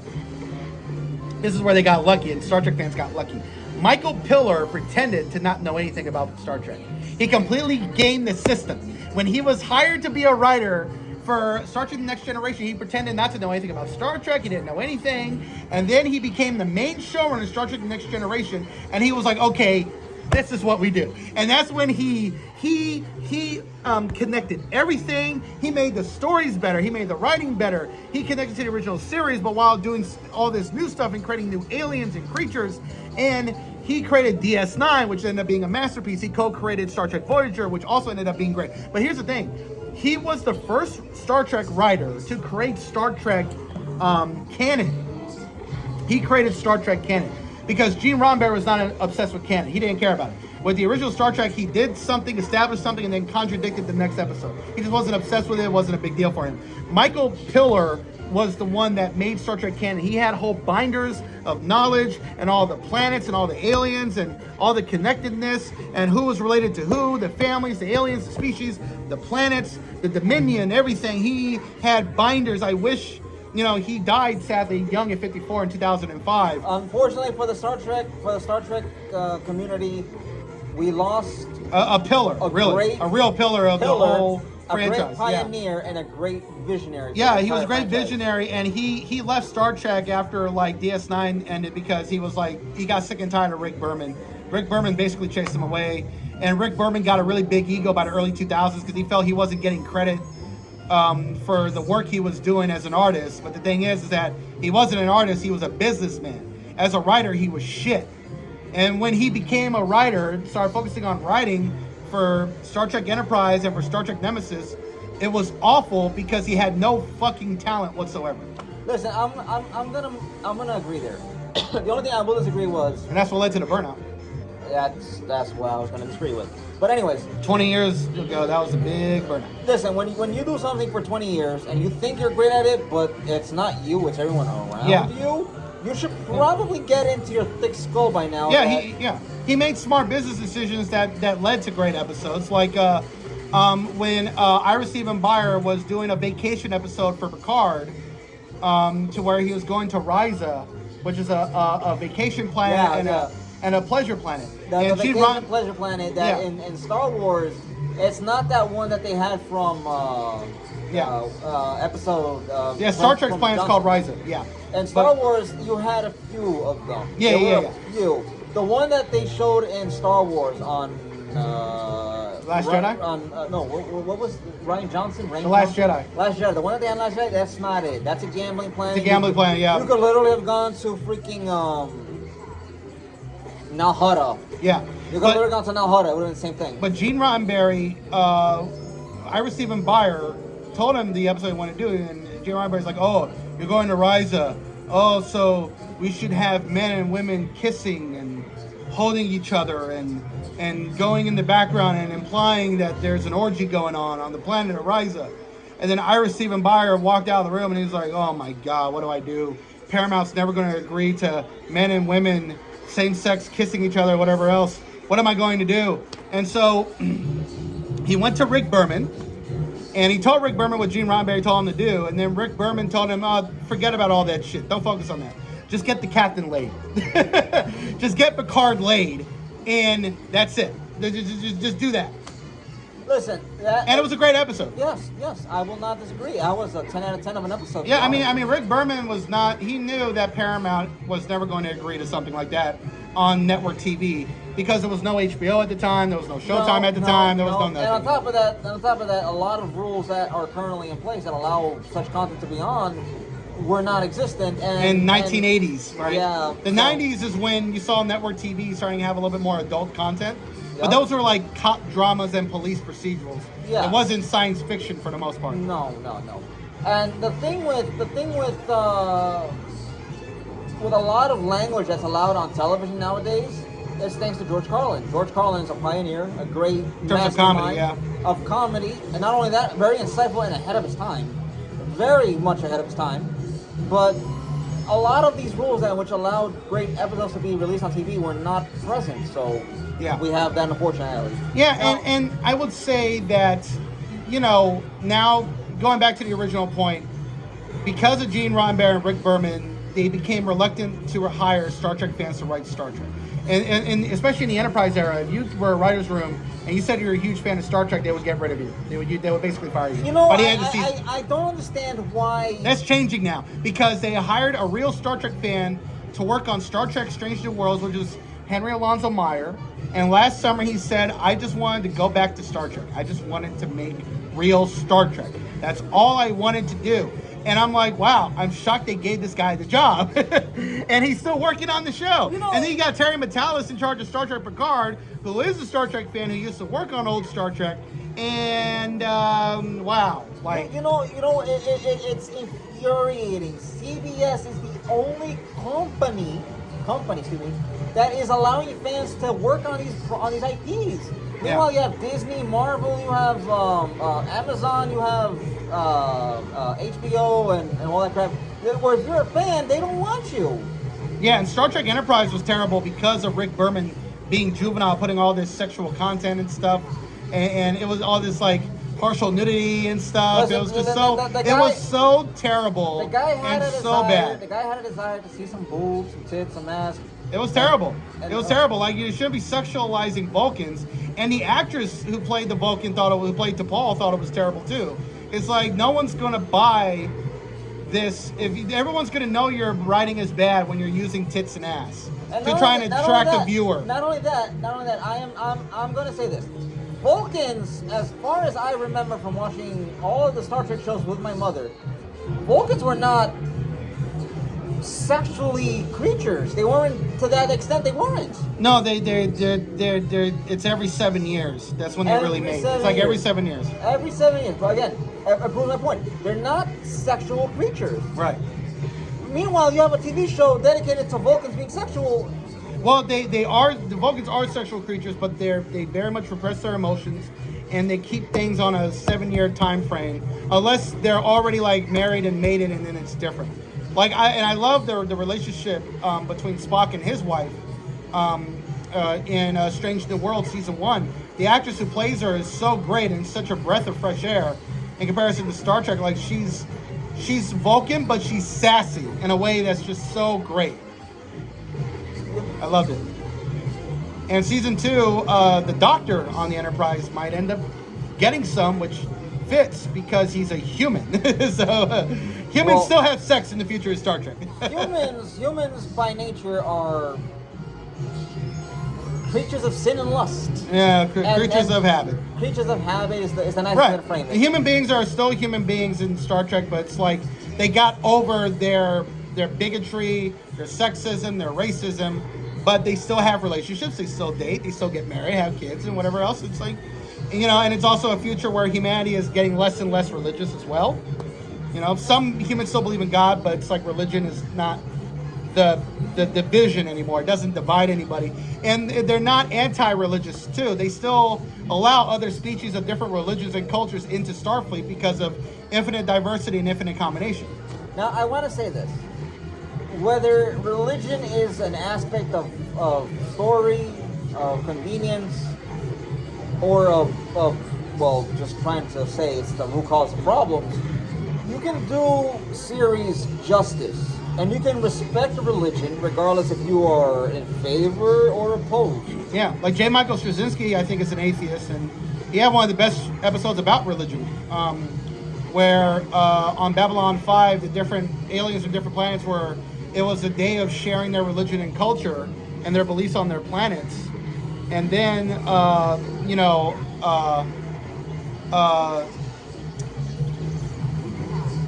the main character played by Michael O'Hare, Jeffrey Sinclair, he decided to show the religion of humanity, and what made humanity special was that human beings have thousands of religions.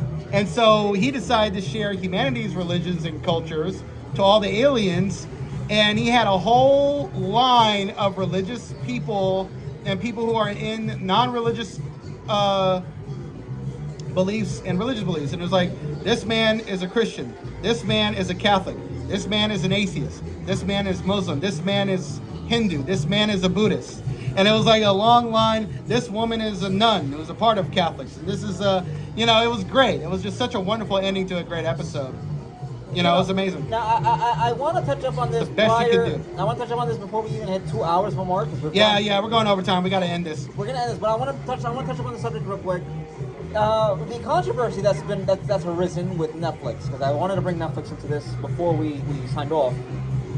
Netflix has now incurred the anger and wrath of the people of Egypt. Mind you, this is because they allowed, if I remember her name correctly, Jada Pinkett Smith to have the means of telling her show about Cleopatra as a black woman. And I have nothing against black women. My only concern is Jada Pinkett Smith is ignorant. Yeah, always. She's never read a book in her life. And not only she doesn't that, read. She doesn't read books, and she's, as she says, she's a hood chick, so she doesn't know anything. Okay, so yeah, I mean, she's very been open and honest and being ignorant. So I want to say this to a lot of people who will be watching our streams. Cleopatra, I know many people will view her as black. No. Cleopatra was a light-skinned black woman, but she was Greek. She was light-skinned, but she was still a woman of color. She was half Greek, half black, or Egyptian. You could trace, but you could trace her whole genealogy to Alexander the Great. Almost, really. Now, Alexander the Great is moving further towards more of the Persian. No, Alexander the Great was 100% Greek. But I'm saying in Egypt and in Persia, he got married, but he is a direct ancestor to Cleopatra. Cleopatra is a direct descendant of Alexander the Great hundreds of years after Alexander had lived. No. It was well documented. They got the whole family line and everything.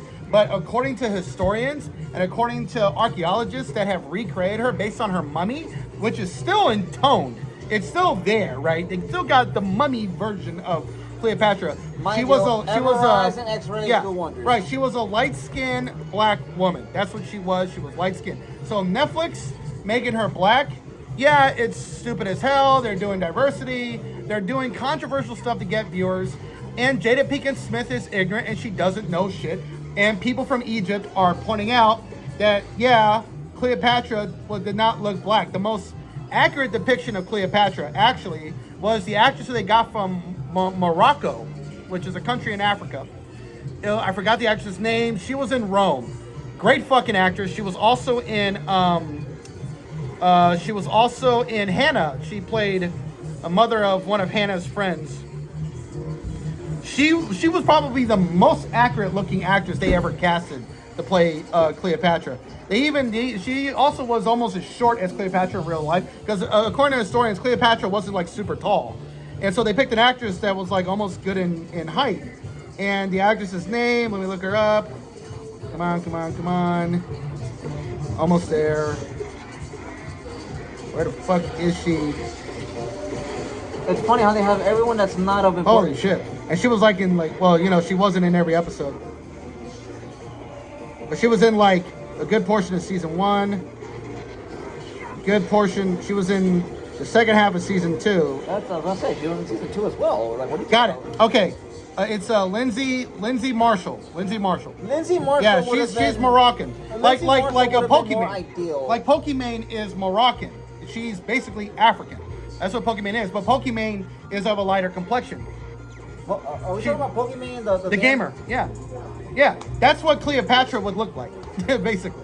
Listen. I'm not- And Cleopatra had more Greek blood than what Pokimane has, and certainly more so than the actress that they got to play Cleopatra. I'm not saying that Pokimane would be perfect to cast as Cleopatra, but I'm just gonna say, Pokimane's complexion should have been the basis of Cleopatra. Yeah, and good luck trying to tell Egyptians that they're racist. I mean, they got plenty of black people still in Egypt. Egypt used to be run by black people, which is in their documents, by the way. But the majority religion in Egypt is Muslim. And I mean, Rome, white people, Europeans at the time were more closely connected back then, because with the fall of the Roman Empire, a lot of Western Europe lost that connection to Northern Africa, but they still kept some of those connections in London and the UK. And so you still have black people still being in Europe, London. It's just that there were parts of Western Europe that had less black people than today. Like parts of Sweden never saw a black person until maybe the 17th century. I want to just say, if Netflix and I love Vikings Valhalla, by the way, but the diversity is stupid as hell. It's like great way to ruin something that was going to potentially be a great success. And it's a good show. It's well done. It's got its 3 seasons. People watch it. It has great characters, but the diversity where the black woman that they have in the show is based on a guy who was a white man 1,000 years ago. It was so like, again, mind you, not everything, thank you Netflix. Thank you Netflix. Not everything needs to be diverse by force or by necessity to have something in it. Yeah. Vikings were recorded at more or less as. But again, this is Netflix. They're in 190 different countries. They don't really have a choice unless they're licensing out a show that's made in the UK or another country that wants to be historically accurate. Then they got no choice, right? I'm gonna say this. Then they really have no choice. I'm gonna say this. Netflix really needs to stop working on their own homemade animation and their own diverse equity. See, Arcane is a great show. Arcane is a show that has an incredible amount of diversity. Speaking of Arcane, the reason why Netflix would never cancel Arcane is because they're not paying for it. Yeah, I know. Arcane is that whole production is paid for by Tencent. Tencent's flipping the bill. Netflix is only distributing it, but Riot Games and Tencent are playing for the production of the show. But that's the thing. Arcane is a show that was super, super diverse. And nobody really in the fandom criticized the diversity and the representation and all these incredible female characters that were super badass. Why? Because they were all flawed and they all took a lot of punishment and they were never overpowered. They weren't Mary Sue's like Rey Palpatine. This was a show that was not afraid to show female characters getting their asses whooped. Have you seen the show yet? To be honest. Oh my God, we're still fighting. How have you not seen Arcane yet? Because I've been packed up with schoolwork, like every 2 days. But a year ago, you were unemployed. You had all the time. No, 2021, you were unemployed. A year ago, I was 2020, working. we had lockdowns. No, wait. The show premiered in 2021. But still, you were unemployed in late 2021. Late 2021, yes. It was around. You had all the time in the world. No, I was catching up on other stuff. Arcane is worth it. I could show you. And you have all the time to catch up because season 2 ain't coming out until next year. Because here's the funny thing. They didn't get started working on season 2 because they were waiting to see if the show was a success. And the show was more than a success.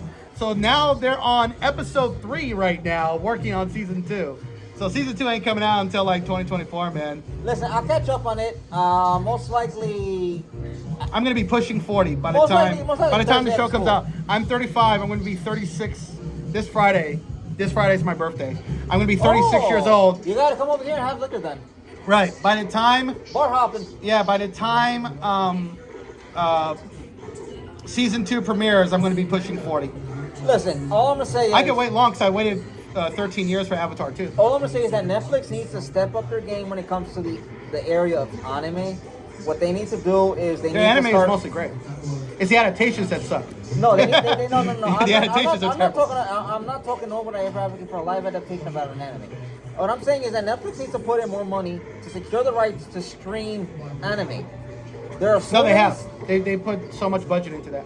their budget into Japanese anime like almost quadrupled in 2019, I'm and it's still high too. It's still a high budget. I'm talking about also licensing, and specifically licensing things that are already made. Get the license to show it on Netflix.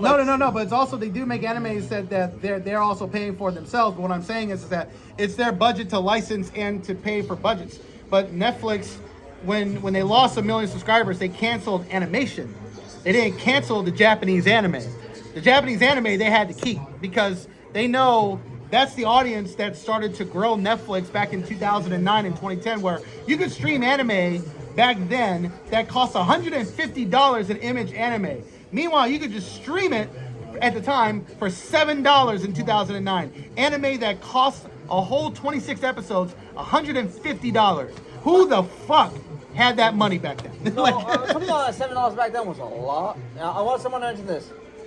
We're talking about rent money, bro. We're talking about grocery money. Yeah, what they need to do is secure anime streaming rights, not just producing the anime, but securing the anime that's already produced that Air Japan. They got that too. To the West. They do that too. They need but Crunchyroll and Funimation corners the market on a lot of that. But Netflix has a huge budget. They have a big portfolio. They love anime. They love anime fans. So it's just the problem is that they just don't have a huge voice or a big presence. Because let's face it, the biggest anime conventions are now run by Crunchyroll and Funimation. Ladies and gentlemen, I advise you if you want to see anime diversified, and I don't mean by Netflix arguably has a bigger presence in Tokyo, in Japan, than they do here in America now. Because New York Anime New York Anime and NYC in New York City is going to get just as big as Anime Next. No. Anime Expo. Anime Expo. It's getting just as big as Anime Expo. I want to state this right now. If you want to buy tickets to Anime NYC, I don't know if you want to spend the bread. But if you have the bread available, spend it. If not, I would advise you to wait because those prices they have right now are just so absurd. They're cheaper earlier than they are a month before. When you try to get tickets the week over the month before, it's usually more expensive. When they were first announced, those things were almost $150, $200. No, for 4 days. For the 4 days, they're $100. No, I'm talking about the single days. The single days were cheaper. No, those were still like around $70 or $80. That's cheap in comparison to what it is the week of. Because if you try to get a single day the week of the convention, the tickets are $90 or $95. I'll see what I want to do. If I want to get me a. I'm going to be on my P's and Q's. I'm going to get the 3 days. We go all 3 days. But that's the thing. Anime and NYC is now getting just as big as Anime Expo. It's getting there now. And that's the thing. Crunchyroll and Funimation control almost every anime in terms of distribution. How on earth did Sony get the rights to acquire Crunchyroll when they own a monopoly on anime? Well, they technically own. Sony is connected to Japan, and therefore they're connected to anime, and they're also Crunchyroll is connected to Sony, and Sony owns Funimation and Crunchyroll, so they basically corner the market on anime. Netflix, Hulu doesn't even make original anime, and Hulu just gets distribution deals from Crunchyroll. Like Attack on Titan has been one of their biggest successes. Oh yeah, it's a great series, and it's finally ending. It's coming to an end, and all I ask for from fans is don't attack the staff, don't attack the studio, don't attack the animators, and don't attack the creators. For the love of all good things, this is why we don't have access to have good things because some fans take it a little too personal. Yeah. But they're willing to pirate it, but not support it financially. You don't get that right. Yeah, that's the problem with a lot of cosplayers too. Cosplayers just, they don't want to spend the money. They just want to illegally download stuff and maybe subscribe to the service, maybe. But this is why Image Anime shut down. This is why New York Anime Festival shut down and had to basically get owned by New York Comic Con because anime fans and cosplayers don't actually spend money to buy anime. They don't buy stuff. They just BitTorrent and download. And that hurts the industry in a really major way. But ironically, it's why Netflix became so popular because, hey, if I don't download, I could just subscribe for $7-8 a month or less, and I could get all this anime content. Now, I wanna advise you on a few things. I don't know what the money that Crunchyroll makes goes to. I'm sure it goes into Sony's pockets or Crunchyroll's CEO Half of pockets. it probably does, yeah. Half of it. And- well, I and- mean, and it they mostly don't- does because they're owned by Sony. They don't spend money to fund, support, or help animators or anime studios. But if you want to support anime studios and the animators, buy their merchandise, buy their Blu-ray disc DVDs, buy the content and all the stuff that they sell. And then you can pirate the anime from Crunchyroll if you don't want to give Sony or Crunchyroll a fucking dime. Well, I love Crunchyroll, and Crunchyroll has gotten better. But the reason why it's so much better is because I did the no ad plan. The ad plan with Crunchyroll was so terrible, I think they canceled it because it's still there, because it's still there. Yeah, it's deliberately terrible to force you to pay for Crunchyroll because Every- you know what they every- do with the ad every- plan. every second and a half. Every 5 to 10 minutes they do 50 fucking ads. It's like 50 seconds. No, it's like 50 ads. No, it was. But each ad is like, it what, was 30 seconds? It was like, all right. So Feels like every ad is 30 seconds Watch, of video. You watch 2-3 seconds, maybe 5 seconds in, ad. After But the ads are like- scene ad. but the ads- scene ad. It was basically how it was. I was No, like, but what the fuck? ads are like 5 minutes long. It feels like they're almost 5 minutes long. And it's like, why am I watching this anime when all I'm watching is ads? So of course I pay for this shit. And they lucked out too by getting Mobile Suit Gundam Witch from Mercury, which is becoming an incredible show. Season 2 is so dark. I mean, this show is going the Evangelion route. The second half is where the shit is hitting the fan. And I love Mobile Suit Gundam Witch from Mercury, and I love that the Japanese are wanting up America because they're like, okay, we are doing the first Gundam series where the main character, the Gundam pilot, is a woman. So what are we going to do? First, we're going to make her a great character. We're going to make her a loving character that's empathetic, feminine, a badass, but not an asshole, who is kind and loving to people, but is a real fucking badass in her own way, and is actually a woman who is relatable, who is three-dimensional, with other female characters that are also great. It is a female-centric show, but they write the female characters the way they would write the male characters, where they're not super overpowered, they're not kicking everybody's ass, and they're just so empathetic and easy to relate to. Even the female characters that are like evil to a degree are empathetic as well. I'm like, this is a Gundam series. It's like nothing changed with them having female characters taking center, and the TV and movie going audience in Japan is mostly a matriarchy. Women kind of control the audience viewing for the most part. But still, the creators and the animators and the writers of Gundam Witch from Mercury made a female-centric Gundam series that focused on making them great, wonderful characters, human beings, wonderful people. You know, it's great. Meanwhile, in America, the MCU, all the women are girl bosses, assholes, putting men down, and are like super amazing in everything. And it's fucking toxic as hell, because it's just toxic. I was gonna say something, however, I'm gonna. She-Hulk was terrible. I was gonna say something, but I'm gonna hold off on that because that comment is probably something that my mother would smack the living shit out of me and throw me. Yeah, in the we backyard. can shit on She-Hulk in the next streaming. Listen, we She-Hulk- gotta wrap this one up because this is getting to 2 hours. Yeah, I'm on it, 2 hour mark. You're still ways off. There's a little difference in the timer. Not Yeah. sure what that is.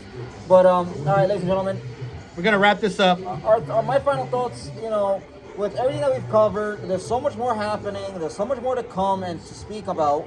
Now, what we'll do is next week we'll definitely get together to cover another set of topics. We'll discuss those over the course of time in which we're not on camera.